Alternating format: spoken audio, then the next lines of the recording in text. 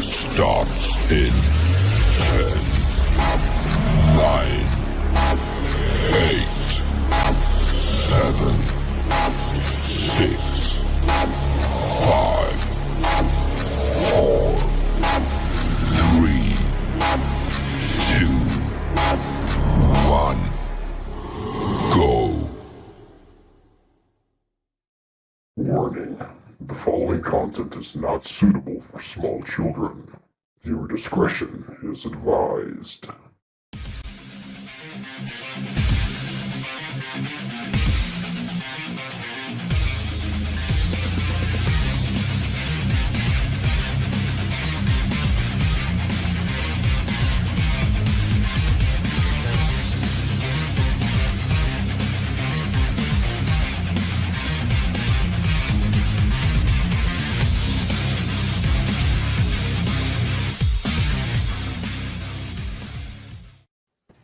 And we're live. TC, I saw you jamming to that music. Awesome. Not enough. There's not enough respect for opening theme songs nowadays. No. TV shows have foregone them. Gotta get that extra 60 seconds in a show. Not enough. That's right. Appreciation for a good. This is how you should feel as you start watching this show. So it was good, you're saying? I liked it, yeah. All right, good, because I searched high and low for something to bring us in a little bit. So I'm glad you like it. So yeah, TC DeWitt is our guest this week. TC, thank you for coming on. I'm really excited to have you on. Thank you for having me. For those of you that don't know, TC is a filmmaker, one of my favorite filmmakers. Why don't you just explain a little bit about your career? Oh my gosh. Well, thank you for saying I'm one of your favorites. That is too much pressure. I don't know if I can live up to that. I'm originally from Kenosha, Wisconsin. As startling as that is to hear now, because that was nowhere for my entire life up until 6 weeks ago. Yeah. Graduated University of Wisconsin Parkside. I've got my writing degree. Moved out to LA to try my hand at the film industry. I was dating a girl at the time. She's like, I'm going to move out here and we can break up or you can come with me. I'm like, all right, well. So packed up my truck and moved to Beverly and came out here 2008 and came to learn. I didn't come with any delusions of I'm going to win an Oscar. Just came to try to get on a real set and experience what real filmmaking is. And through a series of wonderful dominoes falling, doing extra work on TV shows, getting a small recurring character on something, doing stand-up comedy at Universal Studios and around town, kind of getting in the biz a little bit, worked my way up to writing, using my writing degree to write screenplays, television, web content. And then I reconnected with my film family, including Chad Halverson, to do the Madison 48-hour film festival. And that right there was the crossroad that changed everything, because once I did that, I started honing in specifically on writing first. I direct and I act and I produce and whatnot, but writing specifically.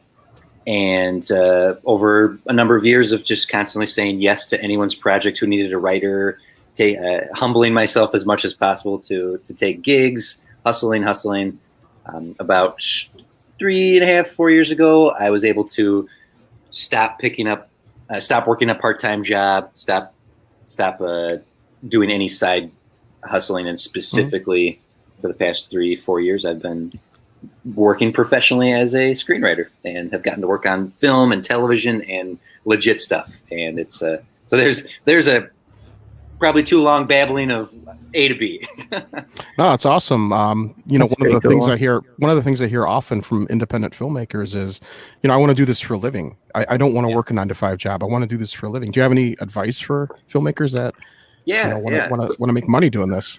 It's first and foremost, if anyone out there is I'm this, I will say writer specifically, just to start there, in filmmaking, but whatever have you.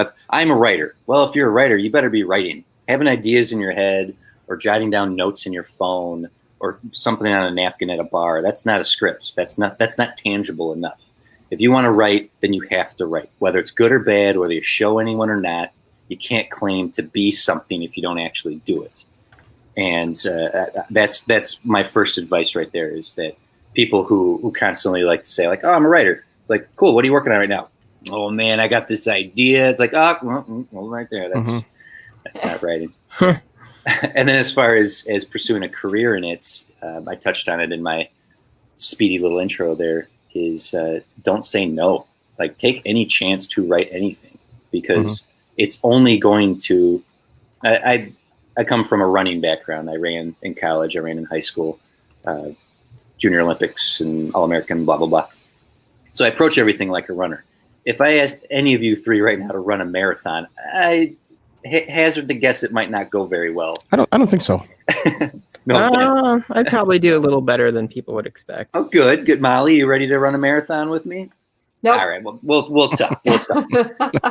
But in order to run a marathon, you have to work out, and taking any opportunity to write anything is a workout, is going to get you to the point where someone wants to pay you for your work, to hire you for your work, and trust that you have the skills to accomplish what they're hoping to have accomplished. So yeah, it's don't say no, because once you've reached a point where you've said yes to enough stuff, then you have the power to say no. Then you have the power to set your rates and set your price, and you just need to be able to prove yourself. If someone says, oh, I need to go back to talking about working with Chad all these years, when we started out making our short films, we worked with some people who started poo-pooing the idea of like, why are we wasting our time on all these shorts? And it's because, like, right now, if someone asked me, hey, I want to do a drama, I'd be like, cool, here's 7 that we've done for free.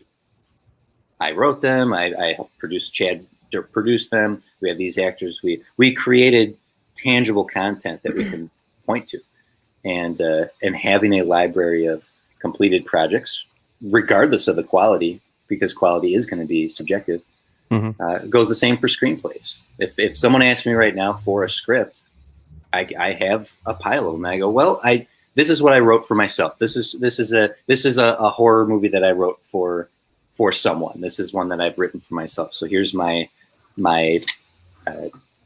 resume of horror, or if you want comedy, or if you want that. So it's right, and don't be afraid to do whatever's thrown at you. So there you go. Yeah, you guys. I did that. I have a GIS degree, and I made sure to do that for my projects every semester. It's like each thing is a real, tangible thing that could be put into action. Yeah. It's like an action plan. So it's like, here's a proposal I wrote. So it exists right here. That's perfect. Yeah, that makes a lot of sense to me, and I totally get what you're saying about have a product ready to go for when people ask for it. Because it comes with it exists, and then if someone's even remotely interested, you can say, well, these are the restrictions I had when I did this. These were the stipulations given to me when I did this. What do you need? So it's House and I actually went through a very similar process where he was looking for a screenwriter. I was like, what's your premise? What do you want? Let's do this. Ooh, for Drunk in the Dead? Yeah. It's an awesome script too. An awesome script. You guys nailed it. And your 48s are some of the best shorts I've ever seen. I see a lot of shorts every year doing the Twisted Dreams Film Festival. And I'm not just saying this to kiss your ass, but you and Chad, man, you guys make some of the best quality shorts. Even, in a 48-hour period. That's insane. I can't get over the quality that you guys churn out on these 48s. Thank you. That totally comes from the team effort, that it really is. Yeah. It is wanting to do it and having fun doing it, and wanting to finish it and learn something from it. So thank you. You are a big fan of ours, and I appreciate that. And you helped with screenwriter. So might I add, I did help you on screenwriter, and that is a film that played at the Cannes Film Festival. That's so right. I am available as a good luck charm. There you go. Film shoots. I mean, we haven't worked on a film with you since then, and all our films since haven't gone to Cannes. So causation, correlation, there might be something to it. Call me. Okay. I saw that you've worked with Jeff Bell a lot too. Oh yes.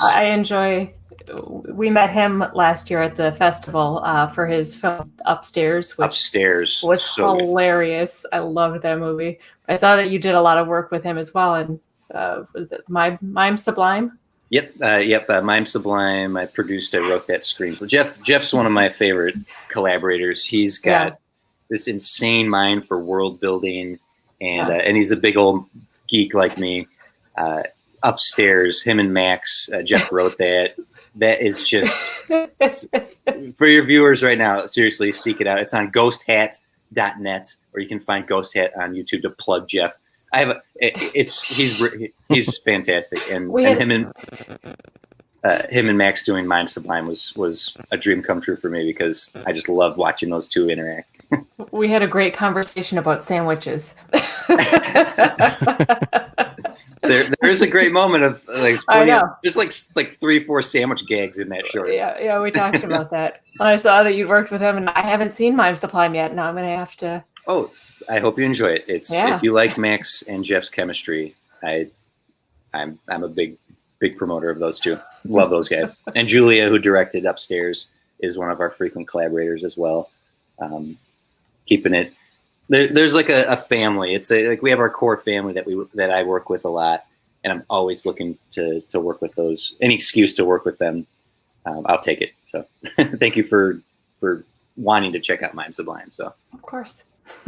So did you go to film school? You went for writing, but did you go to film school? I did not go to film school, and though people do ask me from time to time as they're trying to venture out to the world, like, is film school an avenue? And absolutely, big question. Yeah. Film school is an avenue for a certain type of person. It's not for everyone. Just like college itself isn't for everyone. People who do the life checklist and go, go to high school, got to go to college. Like, that's not for everyone.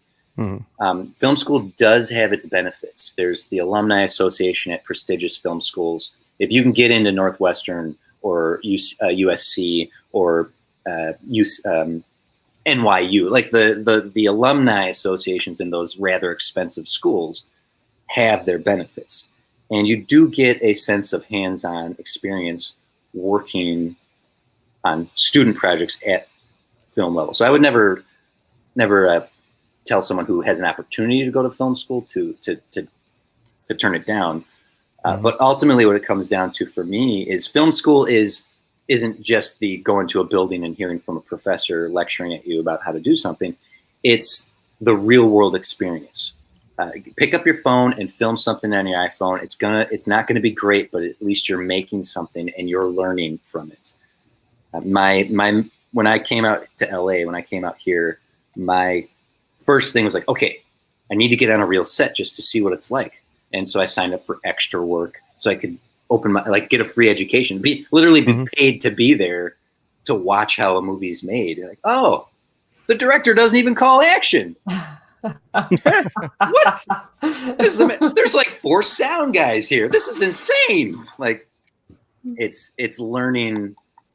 Film school can be going to actual university. Film school can be getting on a real set. Film school can be taking the master classes, which are really quite good, or going on YouTube and watching, like, from a screenwriting perspective, I always recommend Lessons from the Screenplay and Just Right.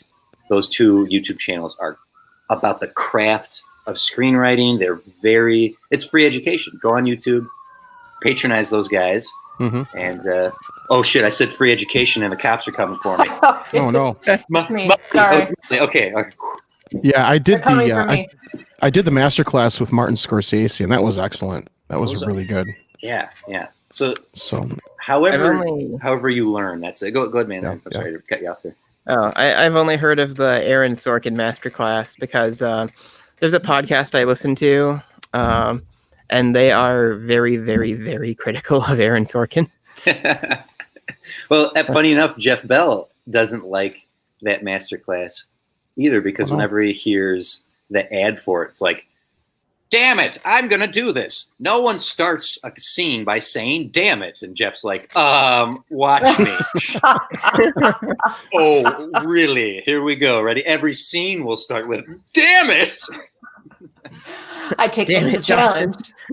Umbrage. All the umbrage with this. I will start every scene, goddammit. Damn it. Aaron Sorkin said I can't start a scene this way. Honestly, the master classes are quite good and very affordable. And it really, what that sort of thing comes down to, much like actual schooling, is what you put into it is what you're going to get out of it. Exactly. You can't passively watch a masterclass. You can't passively go to film school. You have to actively be like engaged. Mm-hmm. Like, okay, what am I learning here? I need to do the assignments. Yeah, I saw an interview just the other day with Jim Cameron, and he said that he was a truck driver before he was a filmmaker, and he went to the library and just checked out every book on filmmaking. That's how he got his education. Incredible. Yeah. Whether it worked or not, whether you like James Cameron or not, the guy is succerminator. The giant guy is successful. What has he done? I don't recognize. He did that. What is it? That Terminator. I think terms of endearment. Yeah, that's it. Yeah, that's it. Okay. That makes sense. Now he's not in the movie business anymore. He's in the avatar business. Oh, okay. Let's get this right. Comes from him. That comes from him. One of my questions was going to be, how did you get into the film business? I mean, you just moved out to LA and said, I'm going to start making movies. How did you do it? Not necessarily like that. It was a matter of coming out here. I had 3 months of money in my pocket. I knew I could survive out here that long. And it was, okay, I need to try to get work right away. I found a comic book store that was hiring. I got on, my friend was like, dude, do extra work. They're doing free casting or an open casting call for extras for Star Trek by J.J. Abrams. I'm like, let's do it. Amazing. And the very first thing I got out here was they picked like 50 extras to be in the 2009 Star Trek. And that was I got lucky in that regard, but so you were in that movie? I am. Yeah, I'm a red shirt. Where were you? You're a red shirt? Oh, that's amazing. Yeah, I can point at myself like, hey, there I am. I gotta rewatch that and look for TC now. There is a moment, if I may be so bold, where my entire head fills the screen. It's from behind, but it's my entire head. So were you directed by JJ, or was that an assistant director? Do you want that story? I could. I do. I really do. So JJ was the director on it. He did direct the extras. We had Tommy was his AD who would like kind of bark orders at us. And day one we get on set and he's like, JJ comes out and says, hey, I want you to know that this is our movie. You extras were selected because you're fans of Star Trek. That everyone here wants this to be good. So it matters to me that this is good. So if you see something, if you got ideas, I'm open to it. Come talk to me. Let's chat. And I was like, wow. The Felicity guy says I can talk to him. I need to find my chance to do so. Weeks into the process, we were shooting a scene. It's where Spock and Kirk are called. Like Spock calls Kirk out for cheating, and they confront each other. And Tyler Perry's like, nope. And the AD comes out. He's like, he's Scottish. Should I try a Scottish accent? He's like, all right, here's what we're going to do. We're going to do 3 reaction shots. 3. First, we need everybody to be, scared. Kirk's being called out. This is crazy. All right, so he's like, all right, action. And we're all like, oh, Kirk cheated. Oh, my God. Good. All right, now we're going to do, we're very happy. Kirk has won the day. It's the end of the movie. Everyone's happy. So everyone on their feet. Good. Moving on. All right, so that was 2. We didn't do the 3rd one. Is anyone going to say something? That this is my chance. This is something that I can say. We didn't do the 3rd thing. So they're shifting around, and they plucked like 10 of us to come to the very front row for close-ups. And I got picked. So I'm sitting in the front row, and J.J. Abrams comes up, and he's literally like 3 feet in front of me. And he's like, hey, how's everyone doing? All right, cool, movie, Star Trek. And I'm thinking, oh, my God, this is my chance. Okay, so here's what I'm going to do. I'm going to say, excuse me, Mr. Abrams. Wonderful movie you're doing here. Earlier, we were doing the reaction shots, and Tommy, your AD, you know him. He said we were going to do 3, and we only did 2. And J.J. Abrams was going to go, oh, my gosh, you're right. Thank you. What's your name? TC? JJ? TC? We're buddies now. Thank you so much. You've saved the film. Let's get everyone back in here for those 3rd reaction shots, right? That's what was going to happen. I was all ready to do it. So he's in front of me, asks us how we're all doing. And I go,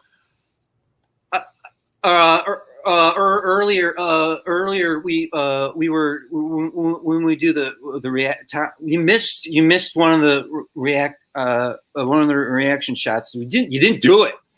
I'm just foot and mouth all the way up to my knee. Oh, jeez. The guy next to me is looking at me like, what are you doing? I'm like, I can't stop talking. JJ's like, oh no, we got it. Sorry. Okay, bye. And just complete humiliation. Lesson learned was don't tell J.J. Abrams how to direct a movie, but that was my interaction with him for that. That's awesome. Well, after that's awesome. After The Force Awakens, he could have used my advice. Earlier, Mr. Abrams, we set up that Rey was going to be something important, and you said, and then she what? We're going to have a show on Star Trek coming up in the next few weeks. So anyhow, we got thoughts on that. But I heard that the security was really crazy on that Star Trek shoot. What was it? Yeah. What was it like being on that set? It was tight. Like when we came in, we had to hand in our cell phones. The tents were set up everywhere so that we would literally never be outside anywhere. The first leaked photo was Chris Pine. I saw some leaked photos of the cast members, and they had like these big wraps around them, like you couldn't see even the their uniforms. Feet. You couldn't see anything. Yeah, it was very, very tight, very, very closed set. For good or ill. I mean, honestly, I think closing it down that much makes it seem more important than it is, and therefore gets more attention than it probably needed. But it was a really cool experience to be on a Hollywood set, to see how it's made, to start learning that process, and just my favorite thing to do was just sit down with the other extras and say, what's your favorite story? What's the best experience you've had? And people would go, I got to meet Clint Eastwood. I got to hold Anna Kendrick's hand, this, that, or the other. And just hearing about other people like, well, I'm an actor and I'm just doing this to pay the bills. And, I'm a cinematographer and I just want to be on a set. And certainly people who are like, I don't see why they aren't giving me lines. I'm very good. Like very, very particular kind of Hollywood folks there. But it was a matter of just getting to know people and understanding the process, and little by little reaching the point where I felt comfortable that I knew what I was talking about, having practical experience that Chad could hire me to write a screenplay. The first short Chad hired me for, I came just to write. And while there were certain issues that came up where it's like, we need problem solving. What are some ideas? And it's like, well, actually, we could I'm just, who am I? I'm just the writer, but maybe we could do this. It's like, oh, thank you. Good thing you're here. So, glad that information was in my head to apply. And that got the steam rolling. Yeah, well, you guys have done good. Probably my favorite short that you guys made was High Neighbor. Oh, yeah. Chad gets killed 13 times in that thing. That was so absurd but hilarious. I would play that at the festival every single year if I could. I swear. It was hilarious.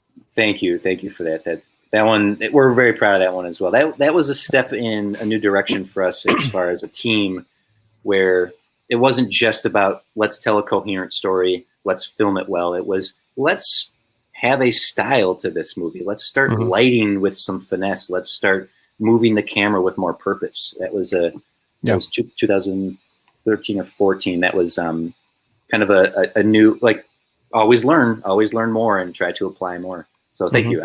We love High Neighbor too. So it's good. Look for it. Is it on your YouTube channel? Yeah, if you go to youtube.com/redacted media, you can check it out. That's our second most awarded film. Chad and Candace have both won acting awards for it. It's done well at all the festivals it's gone to. So, not that it's about awards, but it's nice to be able to say people like it. See? See, I'm just pulling that up. So do you have a particular favorite film that you've worked on? Something that you've written that really stands out? What's my favorite child? There are a few that I genuinely enjoy. Like there's one that Chad and Candace and I made together that has yet to get into a festival, that has yet to get the love I feel it deserved. It's Interview 101. Chad had an interview for a production job, and 2 days before, he was like, I want to bring them something that shows that I can produce. So let's produce a short right now, right here on the spot. let's produce a short. And I'll walk in and say, you want to hire me as a producer? Here's what I did yesterday. And we shot Interview 101, which is it was just the three of us. Jeff Bell helped us out with the credit sequence. And it's just this comedic, farcical Chad, guys, I have an interview and I don't know what to do. And Candace and I are basically Goofus and gallianting him through the interview process. And I love that short. It makes me laugh. And I'm sure that sounds pretty narcissistic, but I think it's just funny. It's funny. Mm-hmm. So Candace is your girlfriend, for anybody that doesn't know. She's in a lot of yours. Yeah, she's been in a lot. Like we've produced together for a number of years, since 2010. She's one of our go-tos. So a very familiar face in all the redacted stuff. Mm-hmm. Do you? Yeah, go ahead. Oh, I was just gonna say. So do you like write stuff and then wait for, like, does someone come to you looking for something or do you have to then search someone out, or do you, like, what part of the process, or do you do a little bit of everything? It's finding actors for it, and it's a little bit of here, all of that, honestly. It's oftentimes someone will come to me. The majority of my work is I do punch up on screenplays and I ghost write for people. Which is someone has a completed script and they say, make it better. And if I do my job correctly, it walks away better. Or it's, hey, we all have a free week in November. Let's get together and make something. What do we want to do? It's like, all right, let's come up with something right here. And for the past year, starting at the end of last year into this year, I've been producing with a new production team out here in Los Angeles. And that started with a producer coming to me saying, hey, I need a single location film that could potentially be feature length. What do you got? I'm like, well, I got these two. Read one. Which one do you like? So it really is kind of everything. Just being flexible enough to come up with something on the spot, and also having stuff that I can pull out right away and go, well, here's a starting point. Which redacted media are you? Because there are a couple that come up. Oh, if you go to youtube.com/redacted media, that's us. /redacted media. You'll get our black and white logo at the top, and a number of our cards and whatnot are all very colorful and eye-catching. To be the most recent one we put up is Quarantine with Me, which is me singing. Found it. Yeah. There were two. There's two. Yeah, I'm aware that another one exists somewhere out there in the world, but we have the LLC. Damn it! You can click the link in the chat, and that'll take you right to the channel. Yeah, we currently have 5 things sitting ready to release, but with the quarantine being as it is, with COVID being what it was, shutting down festivals and whatnot. Chris, you've actually seen one of our newest ones we haven't been able to release yet, which is Dusters, our Western. Mm-hmm. I love that one. Oh, you saw it. All right. I was a judge. I got to see it. You'll see it at the festival. All right. Thank you. That's the first one I saw, and I love that one. That was we made that in Australia. That one's a lot of. I didn't realize that was you, but it was fun. Yeah. I'm a chameleon, I suppose. It was a while ago that I saw it. It just didn't click with me. But no, that's cool. That's perfectly fine. Yeah, we have a very good one. TC was also in Joker. You may have already seen him. He was lead in Joker. No, wouldn't that be something? Did you write that one too, or you just Dusters? Yeah. I co-wrote that with Noel Vincent, who's an Australian fella that came through doing client work. He had hired me through connections. He had hired me to help him punch up a web series, and we just clicked and started working together really consistently. And so it was the end of 2018 into 2019. I approached him and was like, dude, we got to shake this bad year off. Little did I know what was coming. I was like, let's shake 2018 off. Let's go into 2019 and let's make something like bigger. Let's think bigger. And he had Dusters sitting around. So he and I sat down, reworked the script together, and he directed it. I got to act in it, and that was an experience to say the least. We shot in the same desert that Mad Max shot in. It was That's awesome. It was cool. That's cool. Yeah. That's pretty wild. And you can see Dusters at the Milwaukee Twisted Dreams Virtual Yes. Film Festival this year. Get tickets and watch it. The extended version. What do we have? The extended version or the full version? You have the 18-minute version, right? Yeah, you have the full version of it. Yeah. We had to do a little trim down for other film festivals that have a 15-minute time limit. Oh, forget those. That's I don't need those. Yeah, it's fine. It's part of the challenge of the filmmaking process. Yeah, definitely. That So are movie you guys had doing just- it? I'm sorry. Go ahead, Molly. I was just gonna say that short had just like every little aspect that I was like, oh yes, and Right in your- yes, and Thank you. Yeah, Enjoyed it. I'm excited for more people to see that. Like I said, we have 5 things ready to go, and we have 2 other things in post-production right now that we've made this year during all these restrictions. Wow. Before the restrictions happened, and we're just, we'd love to be able to release them. Yeah. So I was going to say, are you guys doing any of the 48-hour projects this year? We pulled back on the 48s a couple of years ago. Getting to Cannes was such a monumental achievement. It was essentially the You're top. welcome. Yes, thank you. And it was such a validating experience for us as a team, because over the years many of us pursued filmmaking as our career, where the rest of the people who treated it more as a hobby, which is fine. It was this wonderful achievement, and it became more of like, we're pursuing bigger things. We have a system now that works. We love doing the 48s. Honestly, if people didn't have jobs and families, we probably would still do multiple ones a year. Molly, okay. A little bit. Scooch a little bit for me. So we don't do them anymore. Chad and I helped produce one a couple of years ago for Max Olmstead and his Top Hat Balloon group. No, you didn't have to leave. But there's a lot of action. I'm coming. But we think about it. It's always one of those situations like, do we want to do it this year? Just have fun. But for the most part, we've pulled back on that to pursue bigger things. Yeah. Well, that's a shame because like I said, your 48s are always really a blast to watch. So. Thank you. Honestly, if I could convince the team or the gang or just a couple of them to do them, like last year, Candace and I did one by ourselves. It was just the 2 of us. We did one for Milwaukee, just to and we decided day of. We were woke up in the morning. We're like, we're not doing anything today. Let's do the 48. Chad, go down and sign us up.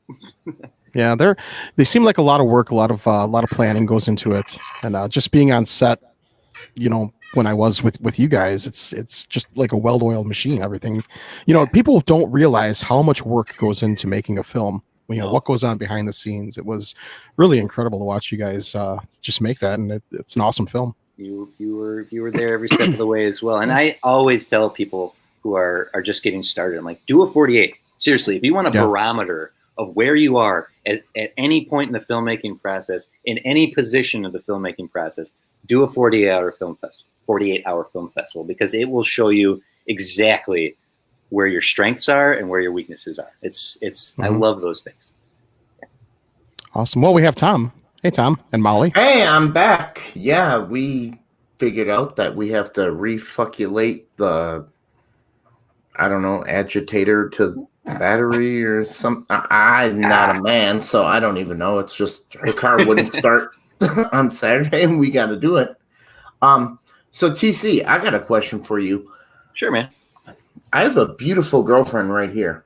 It's true. Now, I wrote a movie, and there is a part in the movie where she might have to show her boobs.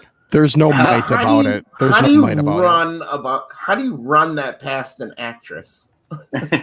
Well, you just did. She says no.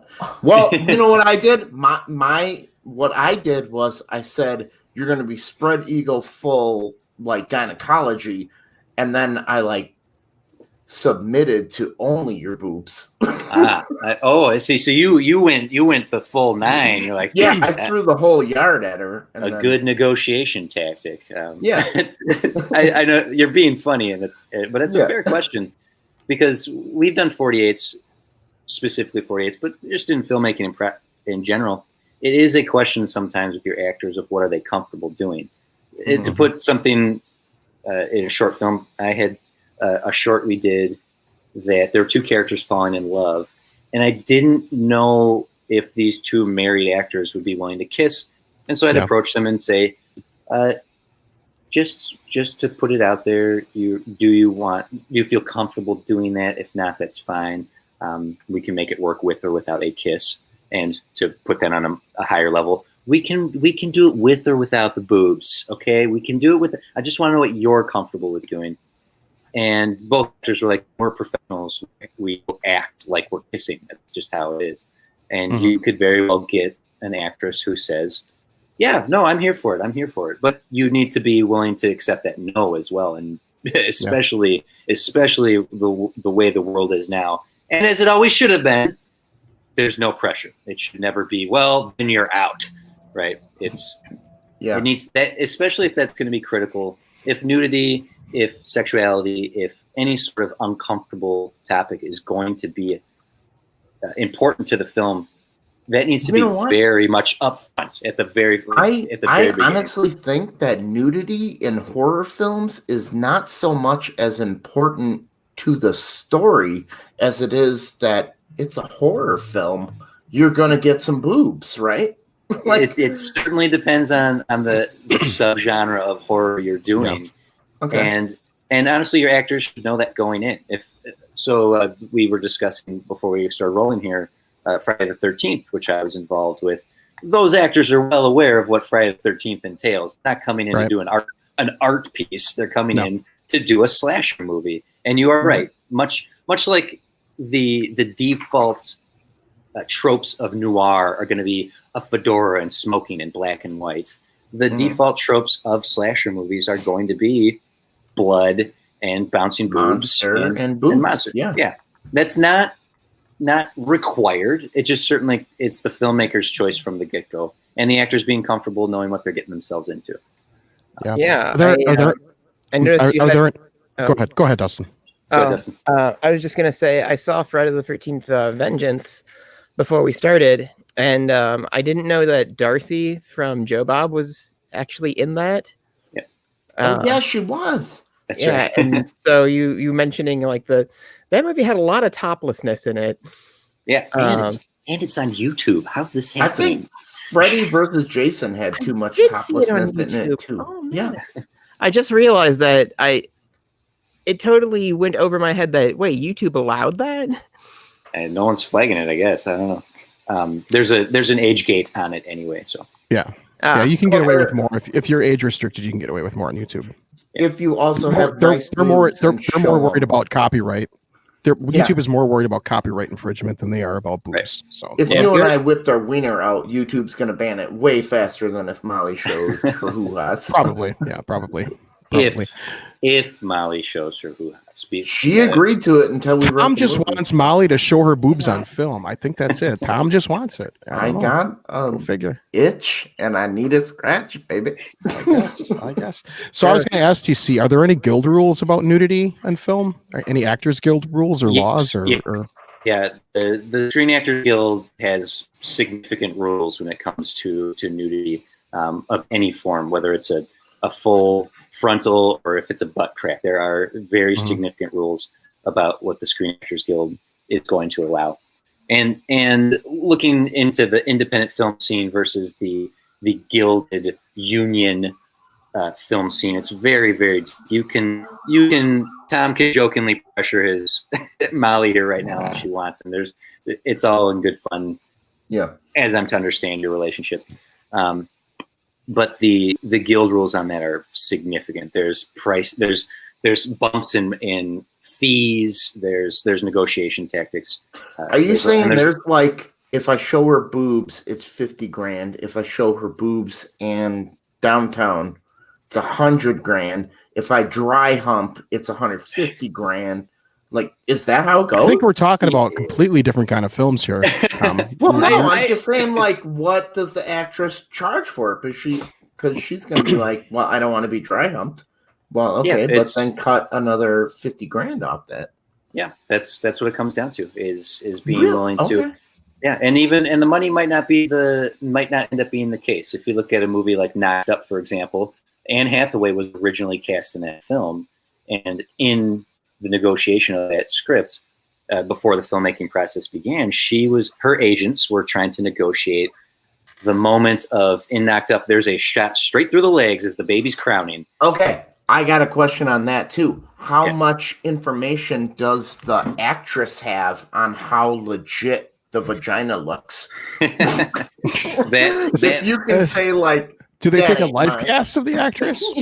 Yeah. This will be part of the negotiation process. I'm very fascinated by how interested you are in all this. I am a little bit. But okay. Another example of this would be the movie The Change Up with Jason Bateman and Ryan Reynolds. Olivia Wilde is in that movie. She did not agree to topless. She did agree to do pasties, and then agreed to let them CG nipples onto the pasties. She was willing to do that. That's her prerogative. It's very. I've never heard of that to me. before. I've never heard of that before. To stick with Judd Apatow, Leslie Mann does topless in one of his movies. I can't remember which one now, but she's not topless. She's wearing a prosthetic bust to feed her, like she's feeding a baby in the scene. So she's wearing a prosthetic bust of boobs, and like, okay, well, her husband probably said, "You're doing topless." Yeah, that probably like me. That reminds me of something Rob Zombie said in the commentary for Halloween. It's like, when you have an actress who's topless, everybody's a professional, nobody cares, just everybody just deals with it. Let's move off the objectification of women for a moment and talk about the objectification of men. I acted in a film. I didn't write it. I didn't direct it. I was just specifically acted in a movie where I play a divorced father who's attempting to raise his daughter with joint custody, and he's a sad guy just trying to do his best. And there's a scene in the film where he's alone in his bed at night, and he takes out his cell phone. I take out my cell phone and I take care of business. Now, there's nothing shown on screen, but it was very sensitively handled with the cast and the crew. We limited what crew was going to be in there. My shirt was off and the illusion of full nudity. And I'm an actor. I came to act. I came to do my job. I knew what I was getting into right from the get-go. Because when the producer approached me to play the part, she asked me to read the script, asked if I had any questions. I said no. Asked if I was willing to do everything in the script. I said yes. Then said, "You realize there's a scene in there where you're going to be masturbating?" And I said yes. And I trust that you will handle this with sensitivity. And they did. It was a very difficult scene emotionally, more than it was the physical act of it. And all that was understood from the minute I was hired to the minute we filmed. The DP was very sensitive. He was a friend of mine, and John Klein filmed that film with us. And it was a very interesting experience to be on that side of it, to be the one who potentially could be objectified and made to feel uncomfortable. And much like a stunt with a gun, there was a lot of sensitivity in filming those scenes. And I feel like any competent and respectful filmmaker is going to take all that into account from beginning to end. Yeah. So my thoughts. That's fascinating. It reminds me of a story. There's a YouTuber called Dark Side Phil. A few years ago, he was streaming, and if you're watching this online, you might know who this is. But he was streaming video games, and he didn't realize that he had started to stream already. His camera was going. He was just looking on the internet, and then all of a sudden, you start seeing him making all these faces, and he's masturbating on live stream. Oh my god! And that's all you see is his face, but that's all you need to see. If you catch my drift, he has an old face. I catch your drift. I was trying to calm Tom down, but yeah. No, I was just wondering if there's like a price tag on. Are there like certain actresses that will not show their boobs that cost more? Certainly. Compared to Girls that will just show their boobs like strippers, and Yeah, that you will never find Julia Roberts exposing herself.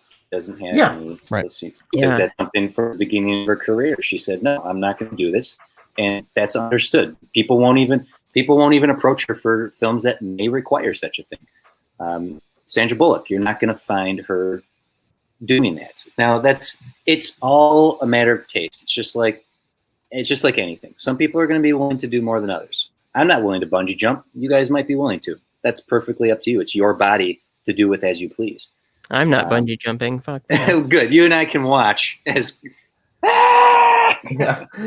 We can watch. I don't want to get punched by the planets. I'm good. I just figured if I was going to write a horror movie, we're going to have a naked girl. That's just standard. That's one of the tropes. I think a lot of actresses these days have it in their contract. No nudity clause in their contract. Some don't mind it, like Jennifer Jason Leigh. I don't think she minds nudity. Yeah, but it's really just going to come down to the actress or the actor.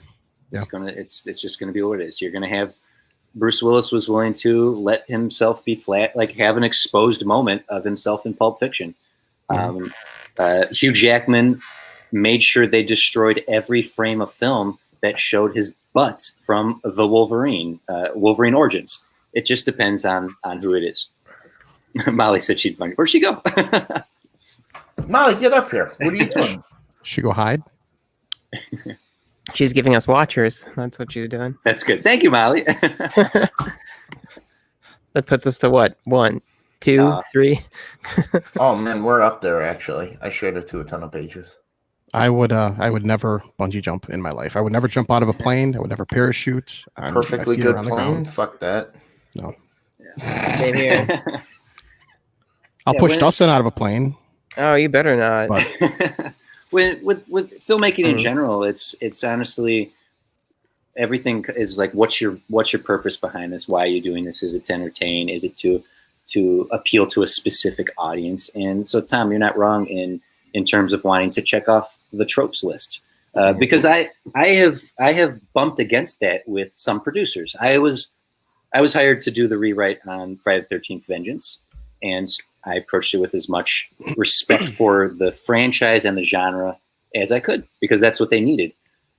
There's another film, and NDA will not allow me to say what, that I was asked to work on. And I did a full rewrite on it, which is what I was hired to do.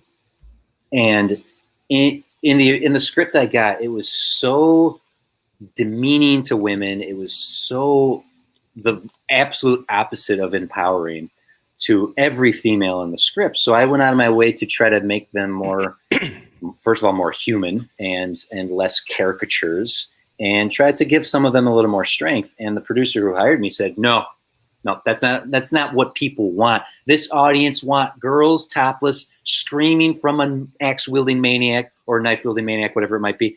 And no, so get all this PC snowflake liberal garbage out of my script. And I'm like, look, I can fix your plot structure, I can punch up your dialogue, but there's a point where I have to say no, because I don't want to be attached to something that's so exploitive, that's so, I mean, his intent, as I learned, came out to discover, or I should say his or her intent, was to make something that was a middle finger to the Me Too movement, as if to say, what are you ladies whining about? This is what people want. And I was like, I'm sorry, respectfully, I can't be involved. That's not what I want, and or what I would want to be associated with. Right. Well, I admire the integrity. Well, that goes all the way back to what we said early on in this episode, as we were talking. Reaching that point of being able to say no is pretty powerful. It was hard to say no to that check. I'll be honest. I'm not trying to be a complete and total sellout, but to say I can't do this even for the money. It was a decision I knew I had to make, and I only had a little bit of hesitation of like, maybe I could just not put my name on it. What if they added an Alan Smith zero at the end of that check? You know what? There reaches a point where how could you say no to that much money? Yeah. Is this a finished project that's out there now? Is this a film? I'd rather not say. You can't say? Okay. Yeah. All right, I won't push you out. I won't push you, but certainly working with the unions more and more, and working in this town more and more, it does reach a point where it's those non-disclosures are very real. Sure, and right. I get it. All right, so you're also an artist. I want to talk about your art a little bit because I dig your art. I see you posting on Facebook. And how did you get into art? Thank you. Oh well, that my whole life I've been an artist, cartoonist, illustrator. Honestly, that's what I went to school for to begin with. I went for an art degree. Mm-hmm. I grew up on Looney Tunes and Calvin and Hobbes. Like freaking, that's my jam right there. And honestly, if you look at a lot of our comedic shorts, especially, you'll see the influence of Looney Tunes and Calvin and Hobbes in a lot of what definitely, especially with High Neighbor. Yeah, and the Jones, Tex Avery. Oh God, Tex Avery, yes, totally. And if you look at my illustration style, I did a comic in college. I did a comic strip every day for 3 years. And when I moved to LA, when I moved to California, I started doing a comic weekly, and I did that for 3.5 years. And my art style is definitely inspired by the Calvin and Hobbes, Looney Tunes, classic Disney illustration style. It's a TC Smithy. No one would know. That's right, Ron. I saw Steven commented ages ago that he was listening to Studio Demands It. Thank you, Steven. Cartoons is something that I love doing. I love Inktober's coming up, and for the past 3 years, I participate. Inktober there's a prompt a day for the 30 days has September, April, June, and the 31 days of October, where it's a drawing prompt every day, and you have to draw something and post it. So if people I went to school for art too, and back in like the early 90s, the job market was just non-existent for art. It was a bad time. It's the art department at Parkside, as great as it is for fine art, at the time did not have a graphic art department, a graphic design department, did not have an illustrator. There was a lot of like, oh, you want to do cartoons? You're in the wrong place, pal. Yep, exactly. Yeah, I know a lot of people that have fine art degrees. They're not doing anything with those degrees. What are you going to do with a fine art degree? I mean, I wanted to go for comic books too. I wanted to go for technical drawing. That's what I wanted to do. But when I was in the early 90s, no, nobody did that. Yeah, I'm in for biology and geographic information systems, and I'm a little nervous about what are we going to do when we're done. Yeah, right. A dream come true. I got to interview at Disney Studios when I first came out here. I had a friend of a friend situation. He was able to connect me to a head of someone at Disney with some power who was willing to interview me. At the time, they weren't hiring, but they were at least willing to let me walk in and show off my portfolio. And that was like, oh my God, I'm in my happiest place on earth. Yeah, no doubt. So cartoons mean the world to me. Drawing means the world to me.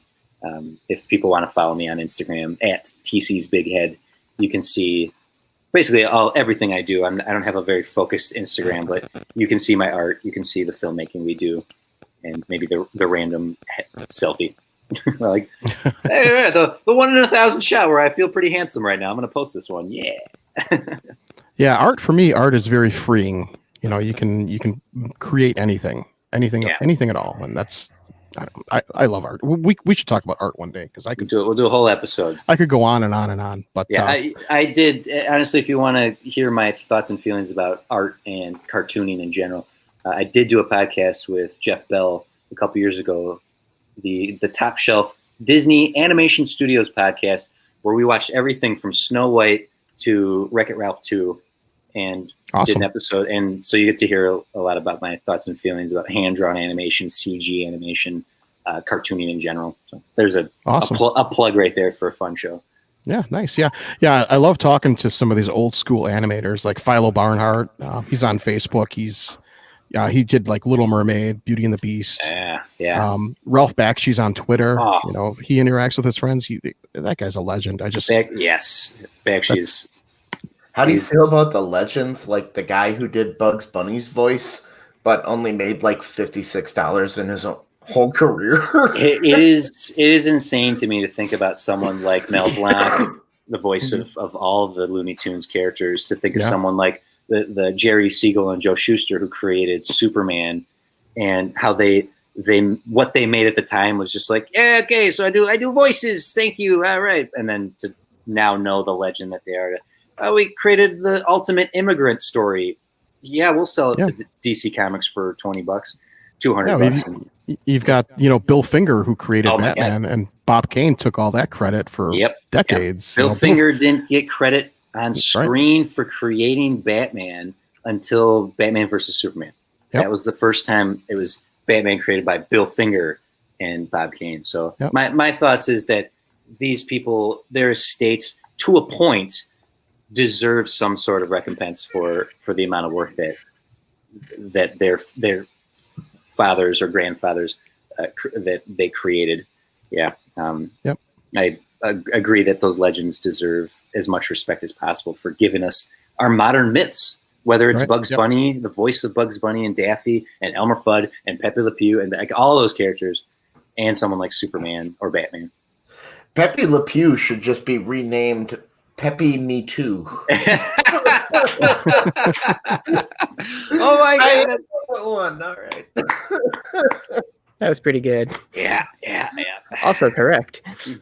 I think Tom's been sitting on that joke for a while. That was good. It just came up. You just came up with it? Yep. Glad I could set that up for you there. That was awesome. Yeah, that was good. Working like a well-oiled machine. My God. Yeah, a lot of those old animated shorts are now just, you will never see them again. Those old racist crows and Song of the South, things like that. It's as much as people will like hem and haw over the complete garbage that is like, how dare you tear down our statues? You're ruining history. Like, shut up. When it comes to old school cartoons and propaganda films from the World War II era, the very disrespectful civil rights era cartoons and whatnot. Yeah, I do think that there is something to be discussed in seeing those things, to addressing those things. HBO has their warnings before the Looney Tunes. Disney Plus has their warnings before some of their stuff as well. And it's worth the conversation to dissect those and understand. So burying something from history is that if we go back maybe 15 years, I remember Cartoon Network started censoring the Looney Tunes that showed abuse per se, like to see a granny falling down the stairs in a Sylvester and Tweety cartoon. They'd cut that out. And it was like, okay, I get that violence against anyone in reality is inappropriate and is not meant for the sake of humor, but in a cartoon like this, there needs to be, it really is just like everything we've been discussing. But it's Granny from Tweety Bird. It's like, that bird's in too small of a cage. You got it coming. No, I'm not saying I'm not saying that. Give him a bigger cage and treat him like a bird. Yeah, I think it was Cartoon Network or Nickelodeon. Whoever was playing the old Tom and Jerry cartoons, they edited out. They edited out the grandma that was in there because she was like a stereotypical like mammy kind of character. Yeah, a black stereotype. Yeah, and I think something that's a bit important too. I think this is what you're trying to speak to, TC. Like, not necessarily completely like forgetting these things, but have them available, because to like a younger person, like seeing that, Sorry to like keep on this. Oh, to a younger person's like seeing that, you don't believe it's as bad as it is until you actually see it, and then you're like. My mom's a teacher, and she taught in North Carolina for a couple years. And when she taught about the civil rights era and the Jim Crow laws, her students were like, "What? Wait, like there was different water fountains? What? That's weird." Like, and while it's pretty sweet and innocent, and that they had no idea that segregation existed, it's also horrifying that they didn't understand that segregation, not only did it happen, but it happened not too long ago. So you're right, Dustin, to see something, to hear about something and then see it, it's worthy of the conversation. That they tried to censor out Speedy Gonzalez, like removing him because he is a stereotype character. And it was a movement of Latinx Mexican fans were like, no, don't take Speedy away from us. We love that little guy. Please keep him around. Yeah, I have some Hispanic friends. I've got some Hispanic friends that are really upset about that. They love Speedy Gonzalez. Like, they love being represented. So the trick is to learn from those mistakes, to look at something like Pocahontas, to talk about Disney and the amount of effort that Disney was maybe willing to put in to create some sort of authenticity, versus Moana, where you look at the more effort that they made to include the voices that needed to be heard to help create a more respectful authenticity. It really is having something like Pocahontas, going back to the unfortunately horrible crows from Dumbo.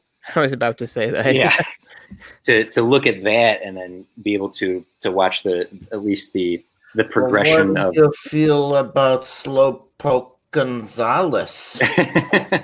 Speedy's cousin. Oh, we've got Ron in the chat. I'm amused. For anything offensive, just ignore that copy of Song of the South on the counter. It really is, and honestly, we're four of the most unqualified people to even have this conversation, right? To delve even further, because we're four straight white males, and our opinion can only go so far, and it's all about inclusion. It's all about hearing the voices that should be heard. So honestly, it's about our experience versus other people's lived experience. Yeah. To act like it's no big deal, and I would never want to say something. I would never want to present that as my opinion, to act like it's no big deal. What are you whining about? It's being open-minded enough to go, okay, it didn't affect me that way, but please explain to me why and how it affected you. That matters, and that can only improve entertainment and cinema. To be able to hear those voices, to go, oh, okay, to make it more authentic, it's only going to get better. I mean, what do you think about the new regulations on being awarded an Oscar now, that you have to meet certain criteria? Yeah, it's this strange try hard situation where they create it becomes affirmative action in a way. It becomes quotas, and there's a danger in that because then it's like, oh, well, if only this much percentage of us need to be people of color or from the LGBT community, we'll just fill that quota with the extras and our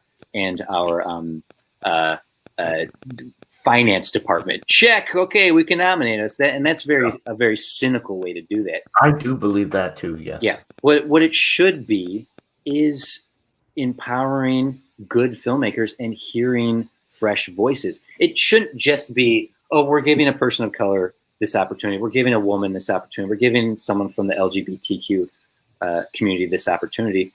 It's, hey, wouldn't it be nice to hear new stories from new perspectives instead of getting the same garbage over and over and over again? Look at Bumblebee, for an example. Did you just want to keep seeing Michael Bay make this garbage? No. Let's give someone else a chance to say something. I get that. Yeah, looking at Wonder Woman. What about you as a first-time producer, and they say, hey, I'm going to cut your pencil short. You have to do these certain rules or you're not even getting, and you're like, but I'm an artist. Isn't art subjective? I can't make Schindler's List with 30% black people. I'm sorry, I can't. It's not about that. It's not about that. And that's not on you. That isn't on you. That is on the decision makers who are willing to sign those checks. If someone wanted to make a Harriet Tubman film and went, yeah, you know who's big right now? That Julia Roberts. Can we get her to play Harriet? It's like, hey, you're the wrong guy to be in this conversation, man. Listen, Wonder Woman is a very important film. Black Panther is a very important film, and they would be nothing without the proper voices behind the camera and in front of the camera. Wonder Woman, if that was put in Zack Snyder's hands, if it was put in Joss Whedon's hands. Wonder Woman kissed the shit out of Captain Marvel. Captain Marvel. Whatever. That movie was by far a superior film. It comes down to Captain Marvel. Well, that's okay. Regardless of what you think of the film, the conversation about the empowerment of the right voices gave us a better movie because it was things we never would have thought of as straight white males, as straight white male directors wouldn't have even thought of. It is subtle, but placing the camera ever so much lower in Justice League gets us a wonderful shot of Gal Gadot's beautiful hindquarters. That shouldn't be what it's about. Right. Empowering her from a raised elevation at eye level and watching her go across no man's land, regardless of what you think of that movie as a whole, that's one of the finest comic book movie moments put to film. And that subtlety comes through it. Yeah. That comes from empowering Patty Jenkins. Black Panther, that voice could not have been. Look at something like Straight Outta Compton. As empowered as that film was for the Black community, it was written by 2 white people. And that makes a difference. The quality of that film, as subtle as it might have been, Straight Outta Compton could have been all the better had it been placed into the hands of someone who understands the true voice.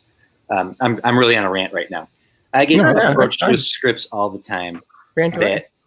I was approached for a TV pilot that had a young Indian American boy who was born and raised in Tennessee. He's him and his Indian family in Tennessee 3 months before September 11th, and the show is about that period of time. And I was hired to punch up the script. I could punch up plot details. I could punch up the communication between the family members because it was meant to be comedic over a serious piece of content. But I told the producer who hired me, I said, look, I can only do this so far. You absolutely need to put this in the hands of an Indian. An Indian American will be able to tell you things that I could never tell you, are going to find the tiniest little details that are going to make this all the better. And that happens often where I will be handed a script where my voice can only go so far. And I will say behind the scenes without being forced by like a hand pushing on you. Yeah, it shouldn't be this. I don't think it should be forced per se. It shouldn't be restrictive. It should be inclusive. That's the difference. There is benefits into having an expert. If Tom, you know what, I'm gonna finance your horror movie that you want to make, right? But Dustin's going to be your DP. I'm afraid that's just that is what's going to have to happen. He's your DP, and that is restrictive. And what am I even trying to accomplish in that? So well, no, but you're not saying, Tom, your horror movie can't win an award because of this. So it's not about financing. It's just saying you will not get the acknowledgement, which is kind of even worse. You know what I'm saying? Yeah. I'm of the mind that these restrictions or these forced inclusion things are problematic. But as I'm sitting here on my soapbox preaching to you guys, it all comes back to what I said a few minutes ago, which is we're kind of unqualified to truly have this conversation because we've never been underrepresented. We've never been in a position of, no, we need this forced inclusion because we've never even got a chance to show Molly's boobs. I don't know. It's tough for me to think like when I was never overrepresented. I don't know. Maybe. Yeah, it's a very, very difficult conversation. But it's something you don't think about until you. It's something that needs a lot of self-examination because it's something that doesn't really come up in your life until somebody points it out to you. It's like, hey, have you ever noticed that?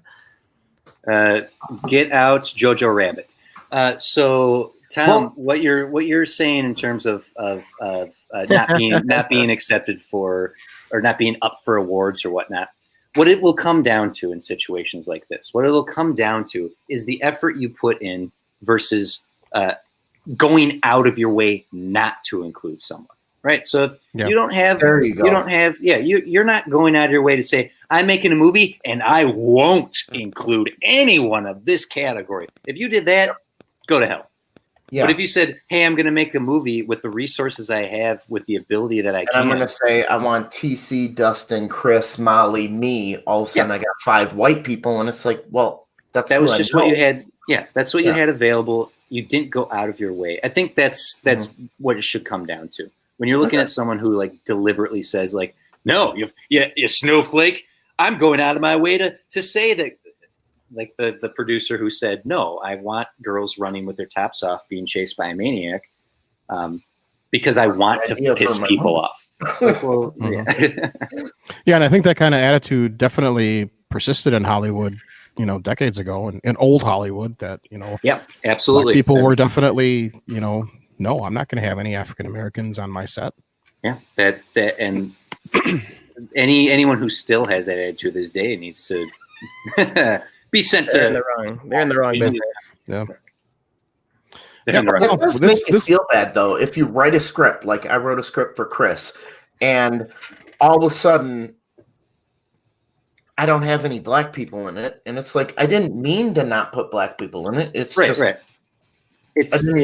I'm sorry. Like, should I feel bad or wait? I'm kicked out. Like, no. It does. I was just happy to make a movie. Exactly, and I think people will see that if it does. Like I just said, unless you're going out of your way to say, I'm deliberately choosing not to. No, you're especially when you go to the independent film scene.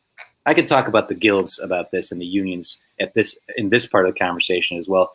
But it comes down to, look, I want to tell stories. I want to make movies, and I only have so many resources to work with. You can relate to, and I related to living in the suburbs. So yeah, so you're telling a movie in the suburbs with the resources you have. You're not going out of your way to exclude people. You're just doing the best you can.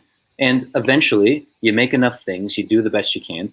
People are going to acknowledge that. You'll reach a point where people want to work with you. You'll reach a point where you want to tell other stories. And then you'll start seeing other avenues to go down. It really just comes right back down to, if you're deliberately not doing something to piss people off, or you think, no, I'm not good, then you're the problem, right? Not you, Tom. The person doing that is the problem. And I think that in this day and age, this is a very serious episode, folks. I was very goofy. It's like a pendulum swing. They're going to hammer harder than what we need to actually fix the problem, and it's going to swing back. Me too, Ron. Me too. Yeah. It'll swing back and forth, and ideally, people just be open-minded, learn, absorb, hear, listen to go just strictly from a writing perspective, as is my forte, to listening to other people's stories. Like when I sat listening to people tell me what their best experiences were as an extra, it just gives me a more open mind to the types of stories out there, and understanding that oftentimes I might not be the right voice to tell this, but I still want to make this movie. So maybe I should run this script by a person of color, just to make sure I'm not accidentally doing something racist, which I can speak to. I got hired to do a rewrite on a script, and gave me a script. I did the full rewrite on it, and it deals with radicals in the country swaying the youth to radical ways. And I finished the script and I handed it in, and the producer was happy with it and asked if I wanted to be involved with the process as it went forward. I was like, sure. They started looking at casting and whatnot. And I went back and actually read the script again. And I went, wait a minute. This is really Islamophobic. Oops. Oh shit. Okay. Oh wait, what was I? Oh my God. This is propaganda. Like I was so focused on just like constructing it and making it coherent and whatnot. It didn't dawn on me that it was this like Muslim fear film. And I was like, hey, producer, I have a suggestion. Just an idea here. And I offered up a solution. I was like, look, this maybe if you tweak this, and this, you'll have not only a better film, but a more poignant film for this day and age. And it didn't even dawn on him either. He was like, oh my God, what was I thinking? It was just so focused on, this will be cool. It's a cop on the edge getting revenge for her dead son. Yeah. And then, oh, from a certain point of view, this really feels like we're making Birth of a Nation over here. Oh, shit. That is true. A lot of people don't realize sociology is time of the day. Like certain movies could not have been made in 2020 as like Blazing Saddles. You got to be able to be a leader, run the movie, and realize that this ain't going to fly today, but I would have greenlit it 40 years ago. Maybe I can greenlight it 40 years from now, but right now it's a waste of money. Yeah. You're not wrong in that regard. That times will they be a changing, and we'll see where we go from here. But yeah. Hey, I'm looking forward to it now, knowing you, buddy. I mean, is Hollywood even going to survive COVID? Well, it's fascinating to me when you look at Hollywood as this the way digital media and the creation of film has grown over the past decades. You can see a mini Hollywood in Austin, Texas, with Robert Rodriguez and Richard Linklater. Yeah. You can see the growing television Hollywood of British Columbia, Vancouver. Atlanta blew up. New Orleans blew up. Louisiana blew up after Katrina, which was brilliant on the state's part to be like, hey, if we offer film incentives better than any state, people will film here. And Europe handled COVID way better than America did, to the point where they're up and running, and they have and certainly there are productions across America that are up and going again as well, but there are production houses whole hog that are looking to move to Germany and moving to London to move out of America. And you know what? Good, because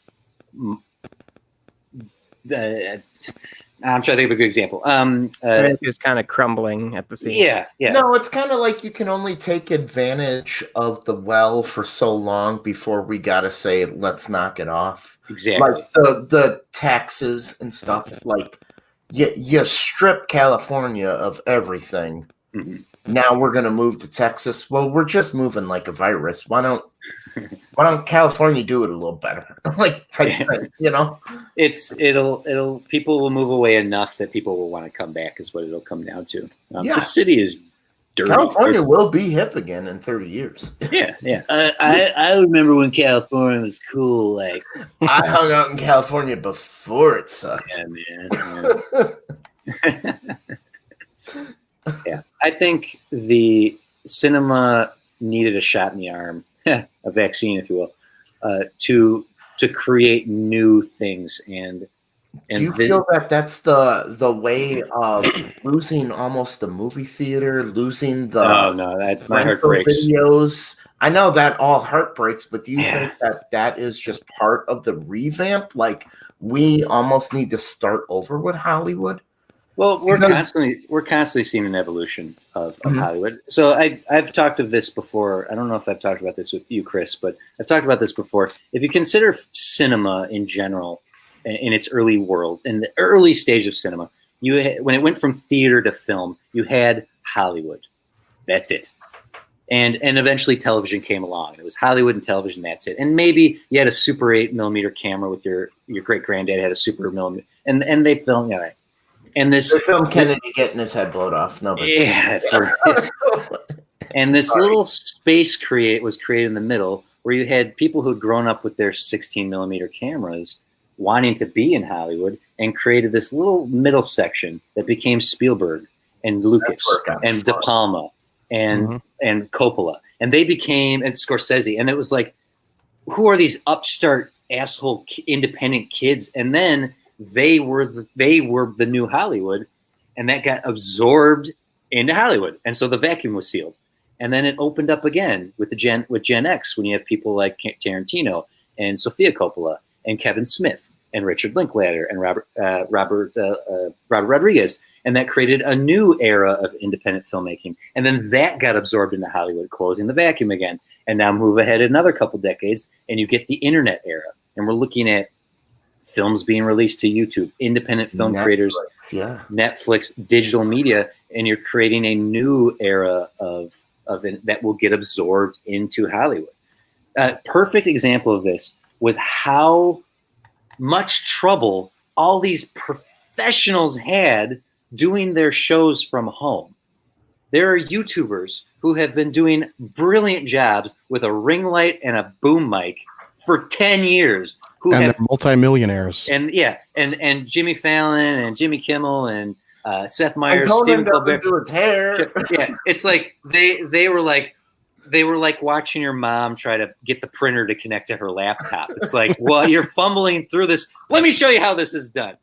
and they learned. It was amazing to me to be like, how the hell are there YouTubers out there who have flawless production value, who do everything themselves in their basement, and multi-million-dollar productions are like, okay, welcome to late night. It's amazing. It's amazing to me. Is my webcam on? Yeah. Oh, can you see my porn screen? I saw a shift when I was working at a video store. This was late 80s, early 90s. I saw a shift. We started seeing these direct-to-video movies, and like Charles Band started Full Moon Pictures. All these movies were coming direct-to-video, bypassing theaters, and I think that was really a big dawn of these indie filmmakers, because we were seeing all these new studios pop up, churning out direct-to-video movies. And that was the VHS days.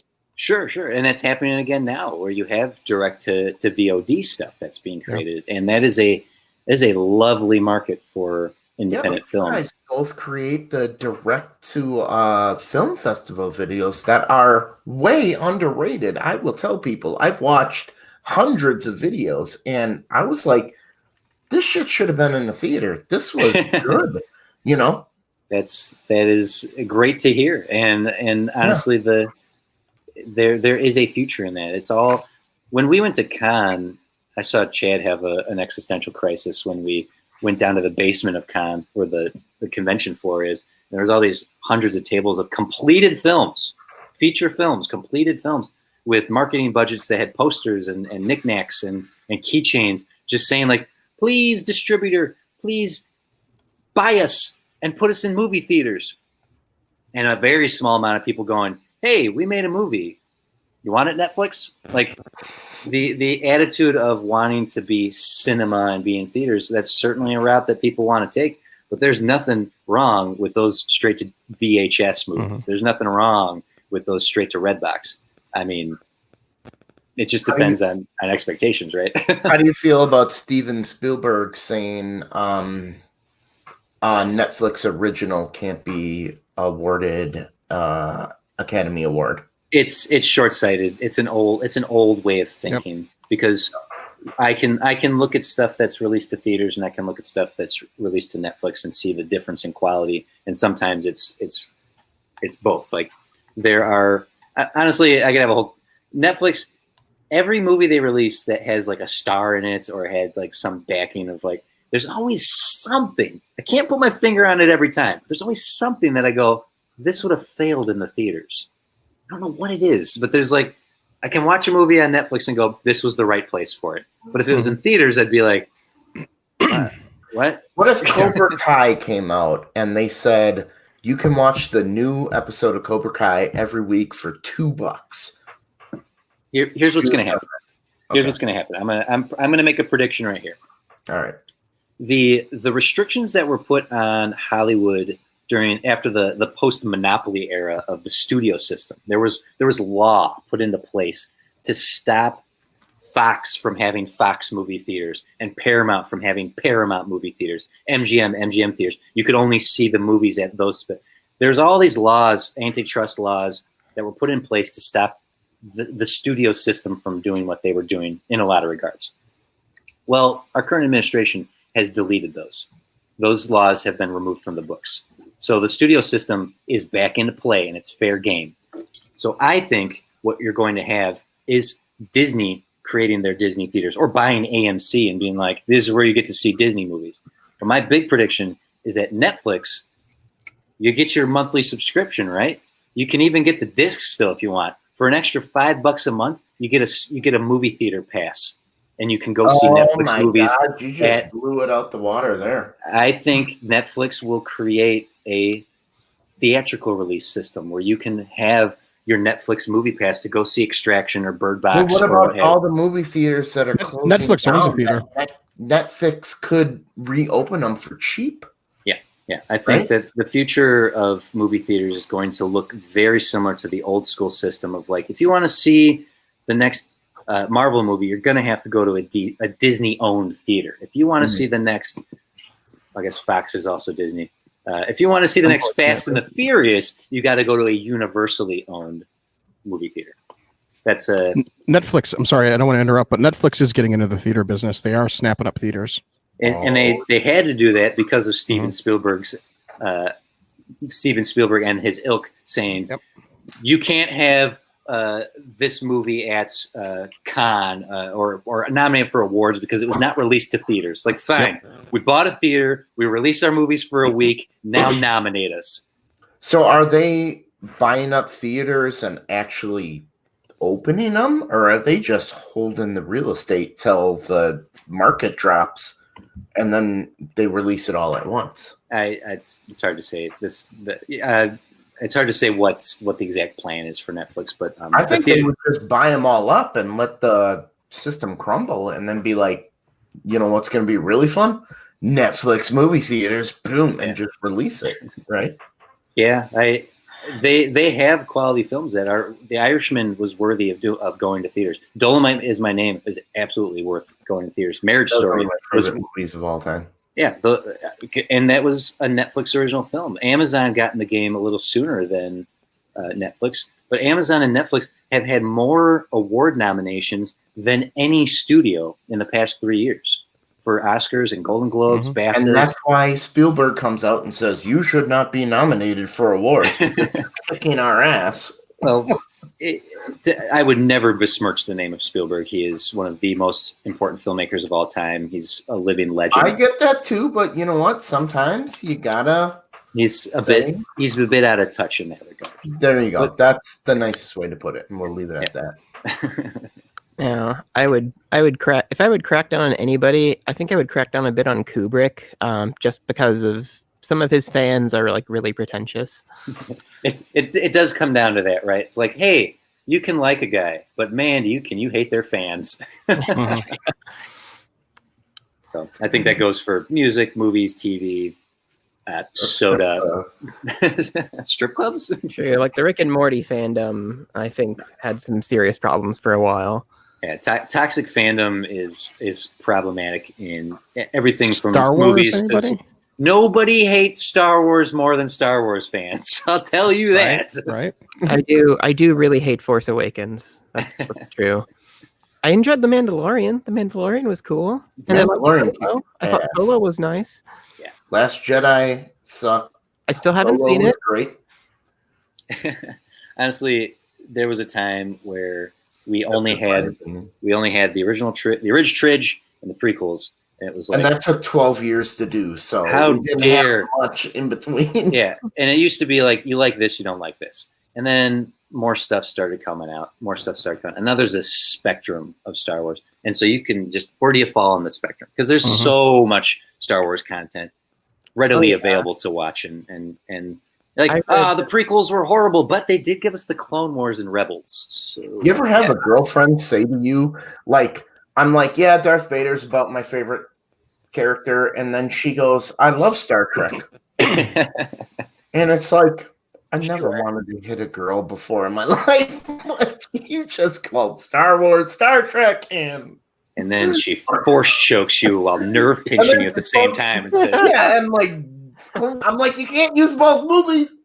I think I read the older like expanded universe fiction books like in the 90s. Like everybody else was reading Harry Potter, I was reading like the Han Solo trilogy, Star Wars Tales. Han Solo. I was reading Harry Potter. So too. that was partially why I was so surprised that I did enjoy Solo, because I had his backstory from those books, and it's like, okay, pretty much nothing this movie can do is going to be as good as that. Yeah. Here we go. And then I watched it, and it's like, if you change some of the characters' names to the names of the characters in the book, not so bad. Yeah. Okay. I'm with you on that. Solo wasn't a bad movie. I liked it. So, plus, I had already seen Rogue One, which, again, the story in Rogue One, by the way, loved it. The story in Rogue One is kind of one of the stories in the Han Solo trilogy. Like, cool. The backstory of how they get the plans. Mm-hmm. And I hated Rogue One so much because I enjoyed the book version of it so much better from that Han Solo story. Mm-hmm, mm-hmm. So there was a lot of... Solo wasn't Solo in the movie. It wasn't the Solo we knew.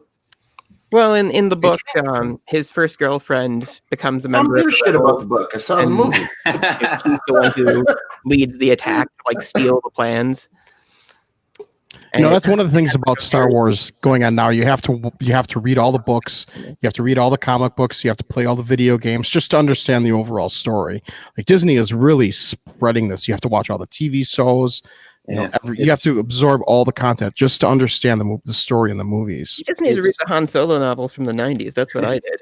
Those are canon to me. No longer canon. 30-year-old books and just read them so I can go to the goddamn movie and spend $7 and get popcorn and enjoy myself. That's it. Then I got to go to an old library and dig up some fucking dusty books. That's what Wikipedia is for. That cross-platform synergy is problematic in a lot of franchises. Yeah. With Disney just knows how to multitask and synergize and this speaks to something where it's like a movie should stand on its own. You shouldn't have to also have an appendix. You shouldn't also have to ABC. Like I'm sick. I'm freaking furious. I'm tired of seeing movies get released that aren't completed films. Like don't say this will make more sense when you release the director's cut. Just give me the movie that I want to see. If it's not ready, wait then. Don't release it on the it's frustrating to be like, yeah, well, Suicide Squad was fine, but wait till you see my actual movie. Like, no, I paid to see it in theaters. I want to see that. Don't so like for Disney to be like, for Lucasfilm to say like, well, this would make more sense if you read the books. That's a problem because it's money grubbing. It's asking too much of an audience. A movie should just be good as a movie. Right. I agree. So that's a lot of people. So. Zack Snyder is one of the directors that has all these ultimate cuts, director's cuts that come out. They're 3.5 hours, and they're always like a lot better than his theatrical cuts. Is that a problem with the studio though? Is the studio saying, no, we have to cut this down. We need to have this under a certain time limit? It's in a situation like that. That is a problem. That is Zack Snyder's fault, and it's the studio's fault for letting him get away with that. The studio comes to a filmmaker and says, we approve this script. It's 122 pages. This is the script you're making. And then letting him run rampant on the budget and reshoots and changes to the script without checks and balances. Then they come back and go, why do we have a 176-page script? What is this? Well, now we've invested too much money. We got to let you finish this goddamn thing. And all right, no, so, we're taking this out of your hands and putting this in editor's hands. Editor, make us a 120-minute movie. Thank you. Okay, we're releasing that. Okay, well, now I guess we'll make money on the lengthier cuts. There's mistakes being made all across the board in there. It's the hubris of Zack Snyder to pick on him since you brought him up with his extended cuts. It's the hubris of the studios. There needs to be checks and balances. You hire someone, you approve a screenplay, actors sign on for that script to change it after the fact, to add new things here and there. For the studio to balk on directors like they did with Chris Miller and Phil Lord, and to get Ron Howard in, or to bump Rogue One's director to get Tony Gilroy in. It's like, look, stick to your guns, both of you. Studio needs to commit to what they're going to make, and the director needs to be put in their place to make the project for the studio. Because if it comes down to hiring an auteur, you need to understand that auteur is going to auteur. No one's going to hire Tarantino and then try to check him. They hire Tarantino knowing he is going to make the movie he intends to make, period. And no one's going to block him along the way. When you hire Chris Nolan comes and says, here's the screenplay I'm going to make. This is the budget I want. Cool. Chris Nolan, every single movie he's made has come in under budget and ahead of schedule because he anticipates everything, and the studio has expectations of him. So, sorry, that was a rant and a half right there. It's just that's good. It's frustrating as hell because it empowers. Sorry, I got a question too. It's a goofy question. We're going funny here. We'll see about that. Say you're a studio and you gave me money to make my horror film, and I finally got Molly to agree to be naked. And then And then when it comes on screen, it's cut. Yeah. What do I do? Like, so that when a it took studio, forever to get her naked. the final say in any film is whoever fronted the money, not the director. That's why the producer wins the Oscar for Best Picture, not the director. Okay. Because the person who fronted the money gets the final say. If you make a horror movie and they test it through audiences to figure out how they're going to market it, when are they going to release it, what platform are we going to release on, they test the shit out of films on a big budget level to make those determining factors. And there are bean counters in suits who have no creative bones in their body who go, well, according to this audience test score here and this audience test score here, we're just not going to make our money back. But if we make it PG-13, we will make our money back in 2 weeks. And the studio goes, cool, it's show business and we want our money back. So we're releasing a PG-13 movie. And then I got to come home from the studio and say, well, you're ugly. It's out. Well, I don't know who you're talking to, but it's certainly not Molly in that situation. No, it's not. But how do you know so? Yeah. I finally did the nude scene. It's not in there. No, Hollywood said you're too fucking ugly. Just deal with it. Have a fruit roll up or something. I don't know. Yeah, studios are in there to make money, not art. There is no art in Hollywood because it's a business. And when we get blockbusters that are artistically done that come from visionaries, when you get something like Lord of the Rings, the original Lord of the Rings trilogy, which is an incredible piece of independent filmmaking at a massive budget level, that's luck. That's a beautiful thing. And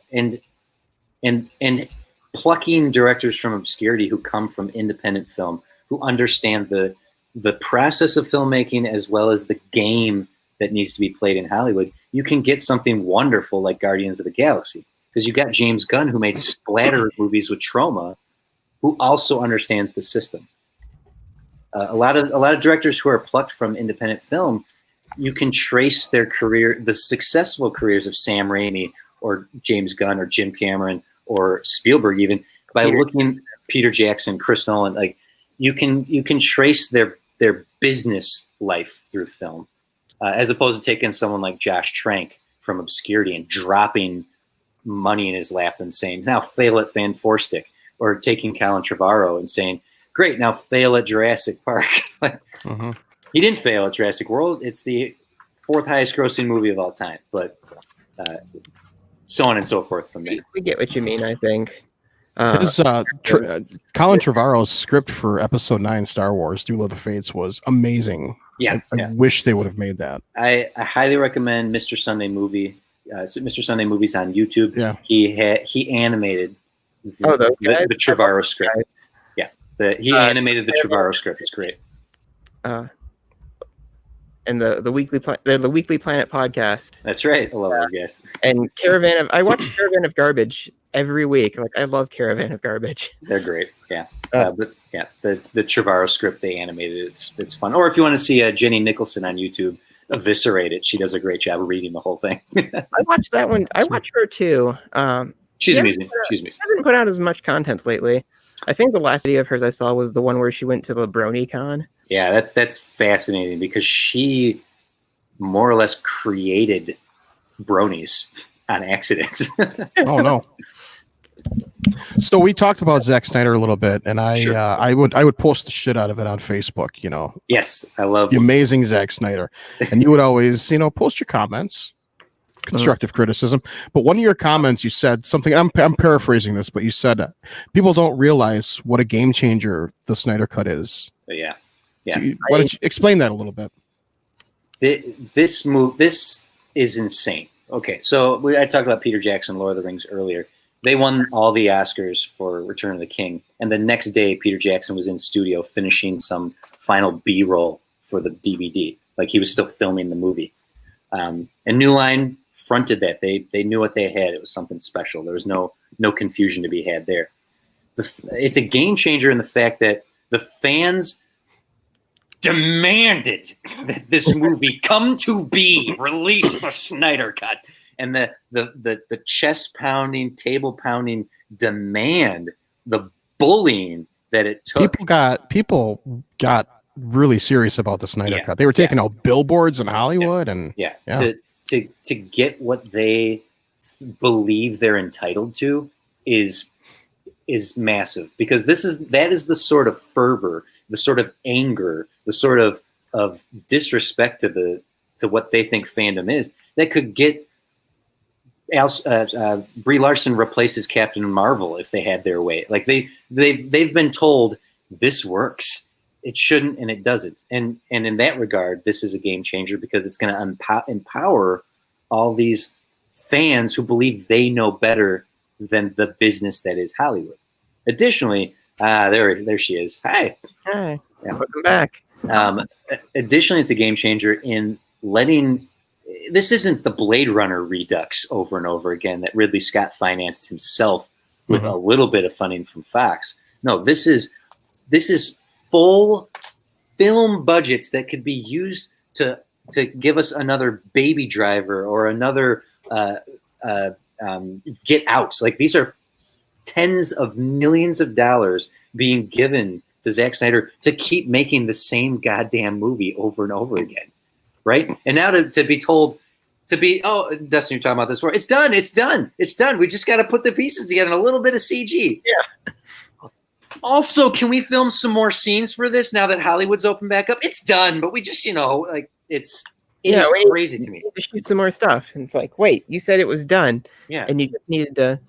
This is insane to me. We are missing out on full films because Warner Brothers is dropping their dimes on this thing.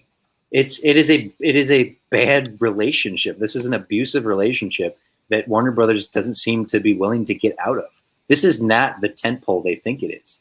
It is certainly a social media tentpole, but financially, this is not a tentpole. This is not going to bolster Warner Brothers or their credibility. It's going to hurt their credibility, and that's the game changer right there. Yeah, I think it'll be like the Halloween 6 producer's cut kind of, where okay, I don't personally remember all that much of the differences between the Halloween 6 regular cut and producer's cut. Yeah, I think they're both pretty bad. So it's going to be like that. I think both versions of it are going to still. I think they'll be of equal quality. Whether they're bad or good is completely an opinion right there. They'll be of similar quality. Similar quality. On the one we got already is quite low. Yeah, I won't fight you on that. I know Chris will, but my frustration with this goes back to what I was saying earlier in terms of the studio needs to put their foot down against a director. They hired Zack Snyder to do Man of Steel because he could turn a movie around fast and he was under contract. Those were the reasons he got Man of Steel. That's not a good reason to hire a director. And then with BVS, they had to push everything because of the hubris of Warner Brothers thinking they had characters that were better than Marvel, and the hubris of Zack Snyder to be like, actually, I know my original script was 126 pages, but it's now 175, and you guys are just going to let me make it, okay? Because can't stop me now. This is Heart of Darkness, folks. This is freaking Apocalypse Now. That's what we're seeing here. This is the new version of that. I can't wait to see the very well done documentary about this whole situation. Seriously, the balls on Warner Brothers to go, Marvel, you've announced your release dates. Well, guess what? We're going to pick this release date too. We're going to release our movie on the exact same day. And you know what's going to be? It's going to be Batman and Superman, the two biggest superheroes of all time. What do you got?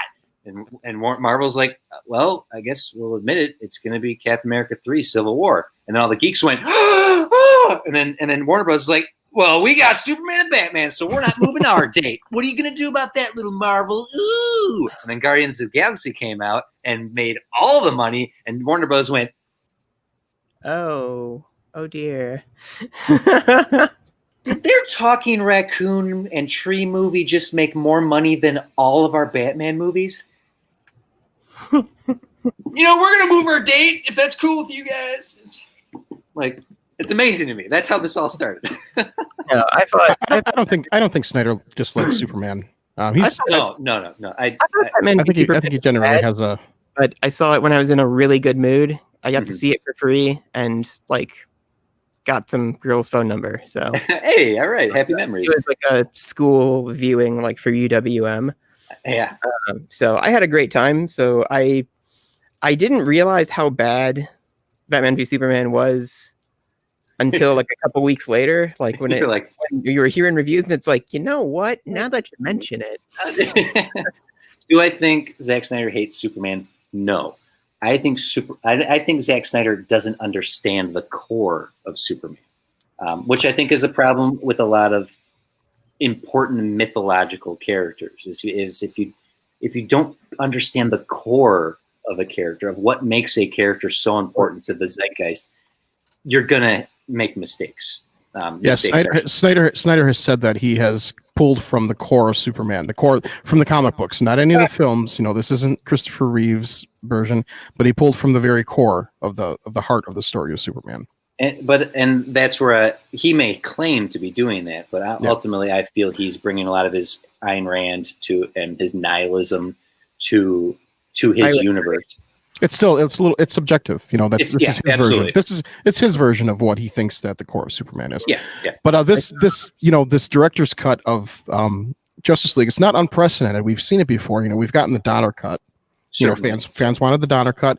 The Exorcist, the fourth or fifth Exorcist, whatever. Yeah. That was a whole. I mean, we got a whole different movie. You know, so it's ironically all from Warner Brothers. Yes, yeah. It's not unprecedented in having director's cuts and whatnot. What is unprecedented is that there has been over $100 million given to Zack Snyder to continue to make a movie that already exists, and it's crazy to me that why they think this is the horse to hitch their buggy to. It doesn't make sense to me.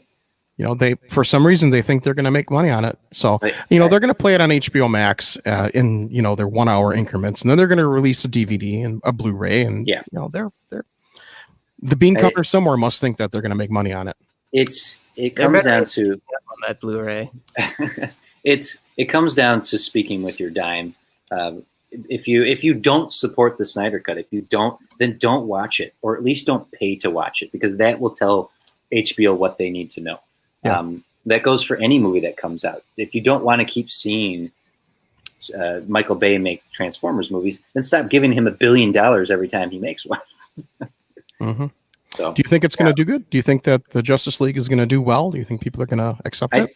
I think social media-wise, it's going to do amazing. It's going to come out. As long as it stays in the conversation, much as it is right now, it's a success. This is doing everything Warner Brothers could hope for. Financially speaking, no, this movie will never break even. They are never going to make back all the money that they have put into this sinking ship. The sunk loss cost of this film is insane to me. Mm-hmm. I think it'll be as far as the fandom is concerned, it'll be the success everyone has already decided it will be, or it'll be the failure that everyone has already decided it will be. No one's minds are going to be changed here. Honestly, it's no different than politics. And I don't want to get into a political conversation, but ultimately there might be like a little margin in the middle of people who haven't seen the movie, who don't care, who aren't cinephiles like some, who might just passively or casually catch it and go, yeah, why do you care so much, right? Like, which mm-hmm. I hear often. They may be swayed to, it wasn't any good, it was good, whatever. But the people have already decided. The people who are going to like it are going to like it. The people who don't aren't. And there'll be people who hate watch it. But I don't foresee this being a success for Warner Brothers financially. Yeah, I don't. Personally, I think the crowd that is most adamant about it is the crowd that torrents movies anyway. You know what I mean? Yeah. Well, to that regard, the most torrented movie of all time is Avengers Endgame. So, does torrenting harm box office? No. Honestly, probably not as much as people think. Yeah. I mean, I used to love those.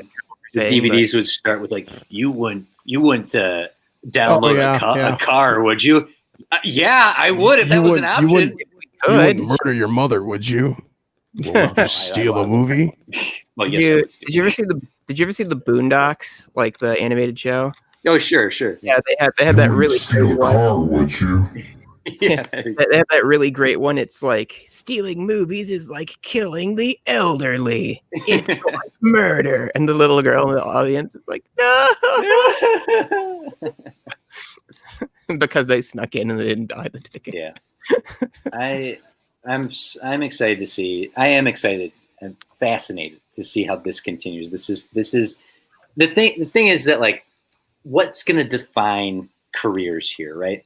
Like filmmakers are defined by a certain moment in their career, a certain product of their career, over and over and over again. And this is going to define Zack Snyder's career, and that's not a good thing. His movie isn't defining his career. The quality or the lack of quality of his films, that's not defining his career. What's defining his career and will continue to do so unless he does something insanely different is going to be the controversy. Release the Snyder Cut. That's going to be his legacy. And that's not a good thing. That's a bad thing. That doesn't speak to him as a filmmaker. It speaks to him as a talking point, as a hashtag. How's that a career? How is that something to be truly proud of? Yeah, that's a very good point. So, and I find that unfortunate because he is a visionary filmmaker. He is a type of auteur. In some regards, you could say he's a Michael Bay carbon copy. Sure. Yeah, definitely. But no more so than J.J. Abrams is. And I would ultimately what we're getting from this controversy, what we're getting from what he did to these beloved characters is rebuttals. We are getting The Boys.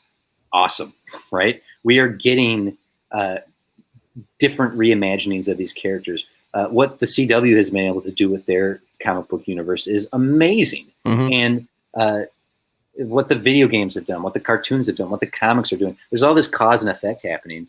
And what I find the best thing to come out of all this is the people who are like, how about let's make Brightburn. People seem to dig this like evil Superman thing. So let's go all in on it and give us a cool horror movie. Brightburn was awesome. Brightburn was pretty cool. Yeah. Also, I've had an idea for a story for a long time, and then when I saw Brightburn, it was like, oh, somebody already kind of did this. I mean, we're getting a whole bunch of comic book content now. James Gunn is working on the Peacemaker. For HBO. That's going to be awesome. Do you think that the bubble's going to burst on these comic book movies and TV series that eventually we're just going to get sick of them? And eventually, how long can this last? As amazing as it's gone on for this long, I think we will reach a point of diminishing returns. Quality-wise, we could arguably already have seen diminishing returns.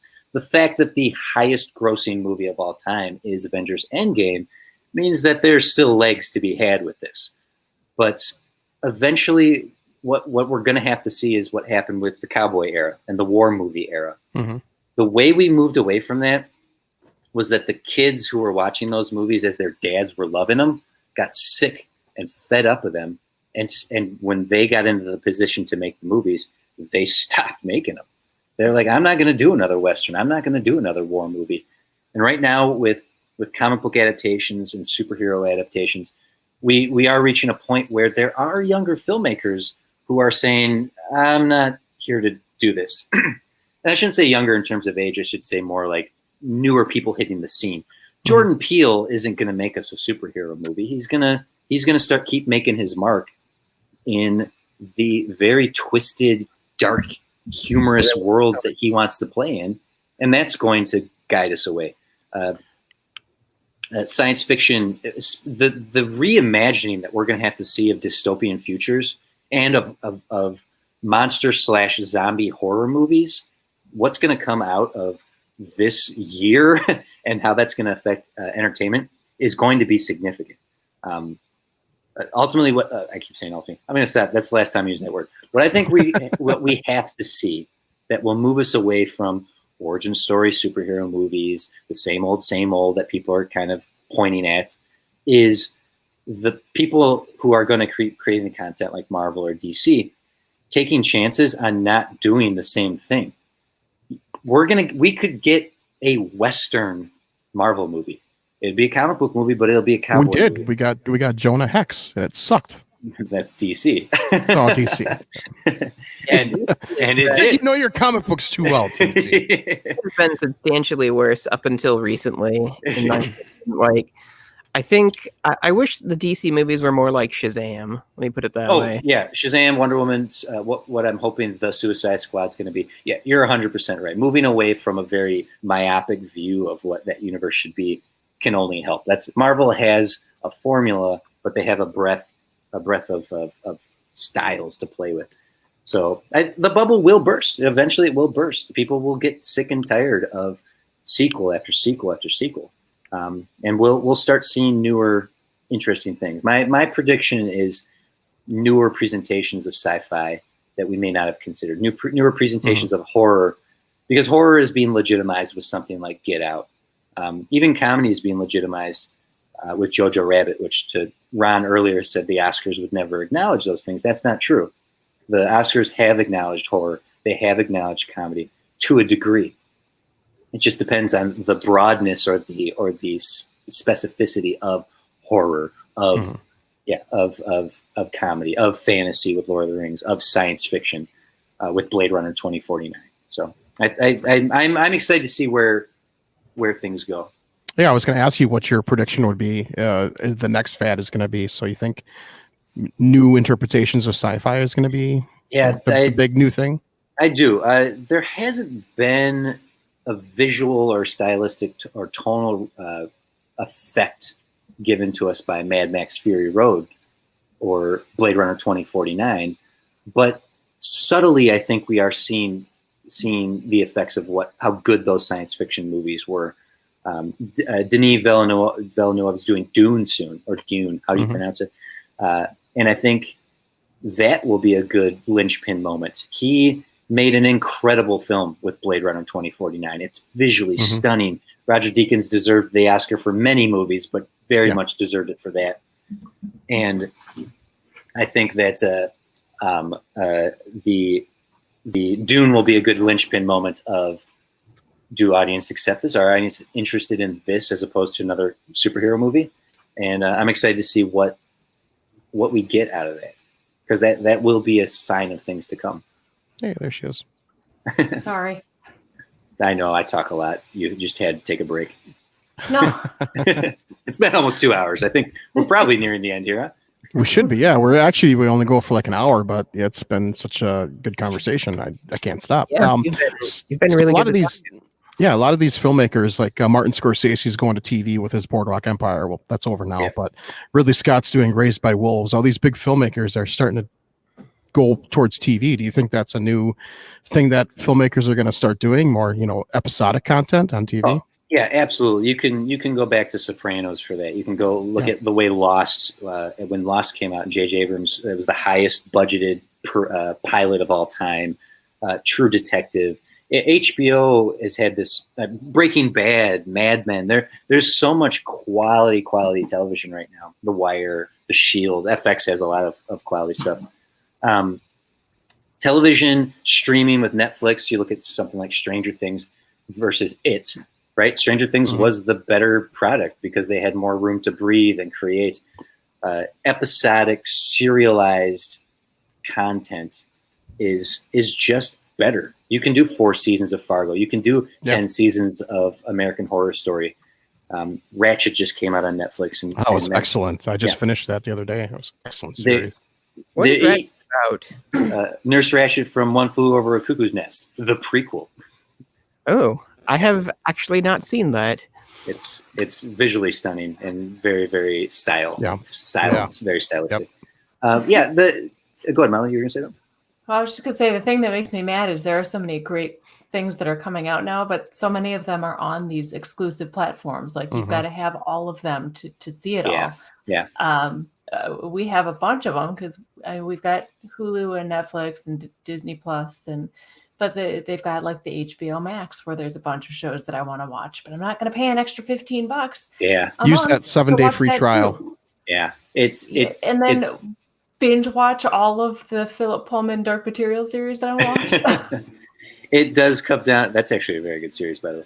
I read all those books. I love them. Yeah. The Atheist Handbook, you mean? My goodness. What about the children? Well, they did the one movie and they did not do justice to it. So I was real excited when I saw the series. I think with branded content, much like television networks, what we're going to see, we're seeing more and more is you're going to know what you're going to get with the channel you get. You know, Netflix has a standard, has I can't think of the word right now. Their content is similar. So like HBO, you know what you're in for with them. You know what you're in for with Stars. Where's Tom? Tell him there's a lot of boobs on Stars. He should be watching everything on Stars. Skinamax. Much like you know what you're going to get with AMC or FX or CBS.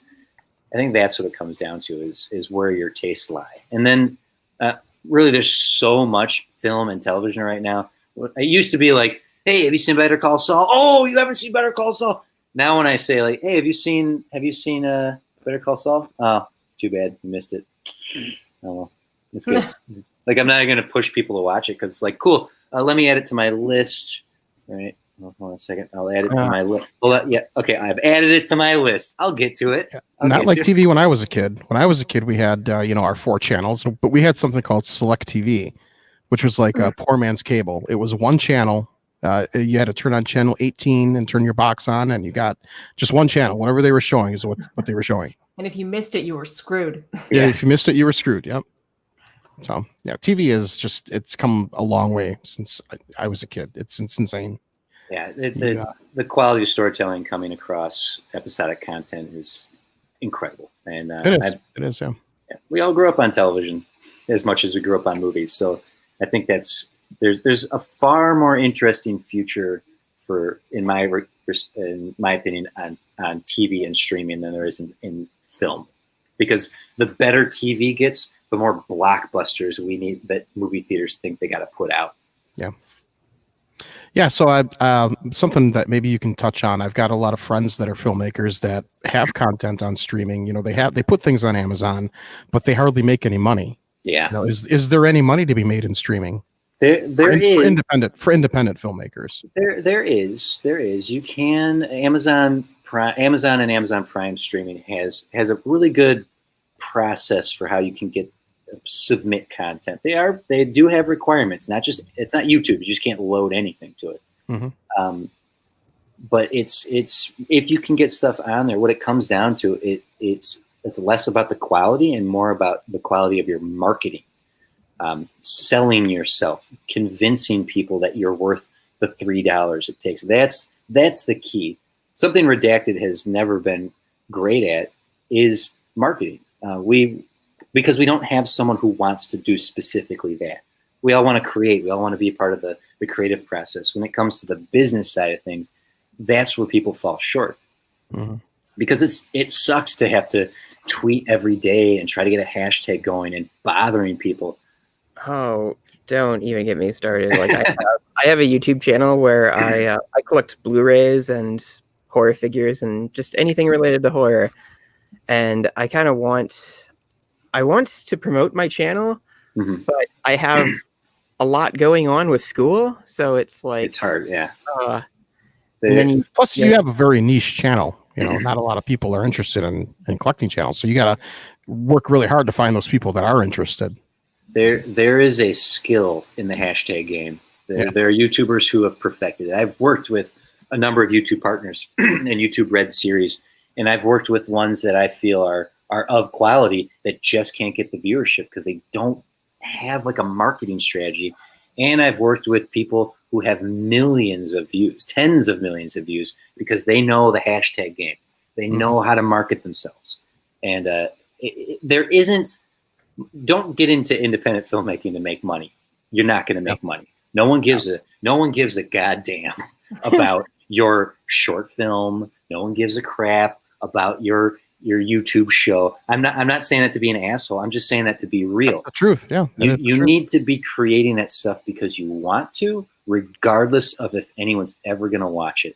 Because the more heart, the more TLC, the more collaboration you put into something, the better the quality is going to be. And that quality will start bringing people in. That quality will start having people going, like, honestly, Chris, you've been really kind to Redacted by allowing us to appear at your film festivals, and we always submit. We go through the same process as everyone else, and we're grateful because we can say, hey, we're playing at Twisted Dreams, and we have people who are going to go like, yeah, I'll pay the $10 to go see Twisted Dreams because I want to support you, and we have that cross-platform synergy who are like, hell yeah, I'll go see horror movies for $10 because I know Twisted Dreams has quality, and it's just about quality. It's not about quantity, although quantity does help. It's what you put into it and what you expect to get out of it. That's when you can start seeing a return. You have to be willing to make your stuff for free. Yeah, you have heard this before, Ryan. I've preached this many a times that it can't be about how do I make money. You want to know how to make money? Read Save the Cat, follow the instructions, take a shot at entering some screenplay competitions, and good luck. Yeah, it's expensive to be a filmmaker because you have to, if you want to submit to film festivals always charge submission fees. Yeah. Which, that's a different beast in its own, but it's expensive putting a film out and getting it out there in front of people. There are people who work, like I know someone here in town who is on a TV show. He has been on the show for 4 years. It films in Canada. He has to pay for his flight every time they film because he lives here. He has to pay. He has to pay it. He barely gets by paying his rent on his condo. And he's on a TV show for seasons. And does he have a big part in the show? Is he one of the? Yeah, he does. Yeah. Wow. And it's because, but he does it because this is what he wants to do. This is what he's been living to do. And he makes enough to live and it makes enough to keep his passion on fire that it's not about the money. He needs to make money. We all need to live. Right, yeah. But he's willing to pay that. I'll fly to Canada every chance I get if I get to keep being on this TV show. Gosh darn it. Yeah, definitely. Yeah. Well, we are at 2 hours and 6 minutes, so I think it's probably time to wrap it up. Aww. Thank you so much for having me on here. I know I rattle on and on, but I appreciate the questions and the conversation with you guys. Great conversation. Love to have you on again. Yeah. Next Molly, week, Molly, I'd love to talk to you more. Tom came in and had all these great. I don't know if you were listening, but he's got some ideas. Yeah. If you need help, blink twice, please. Blink twice. No. Tom's great. So next week we have Gary K. Wolf, author of Roger Rabbit. Join us for that. That should be a good conversation. TC DeWitt. Thanks again for joining us. Check out Redacted Media on Facebook and YouTube. You guys are on YouTube. YouTube and Facebook. YouTube and Facebook. Facebook. Yeah. Social media. Just check out Redacted Media. Make sure it's the right Redacted Media. That's right. Apparently there's two. Subscribe to Script Scores on YouTube as well. This guy. All right. We'll talk to you guys next week.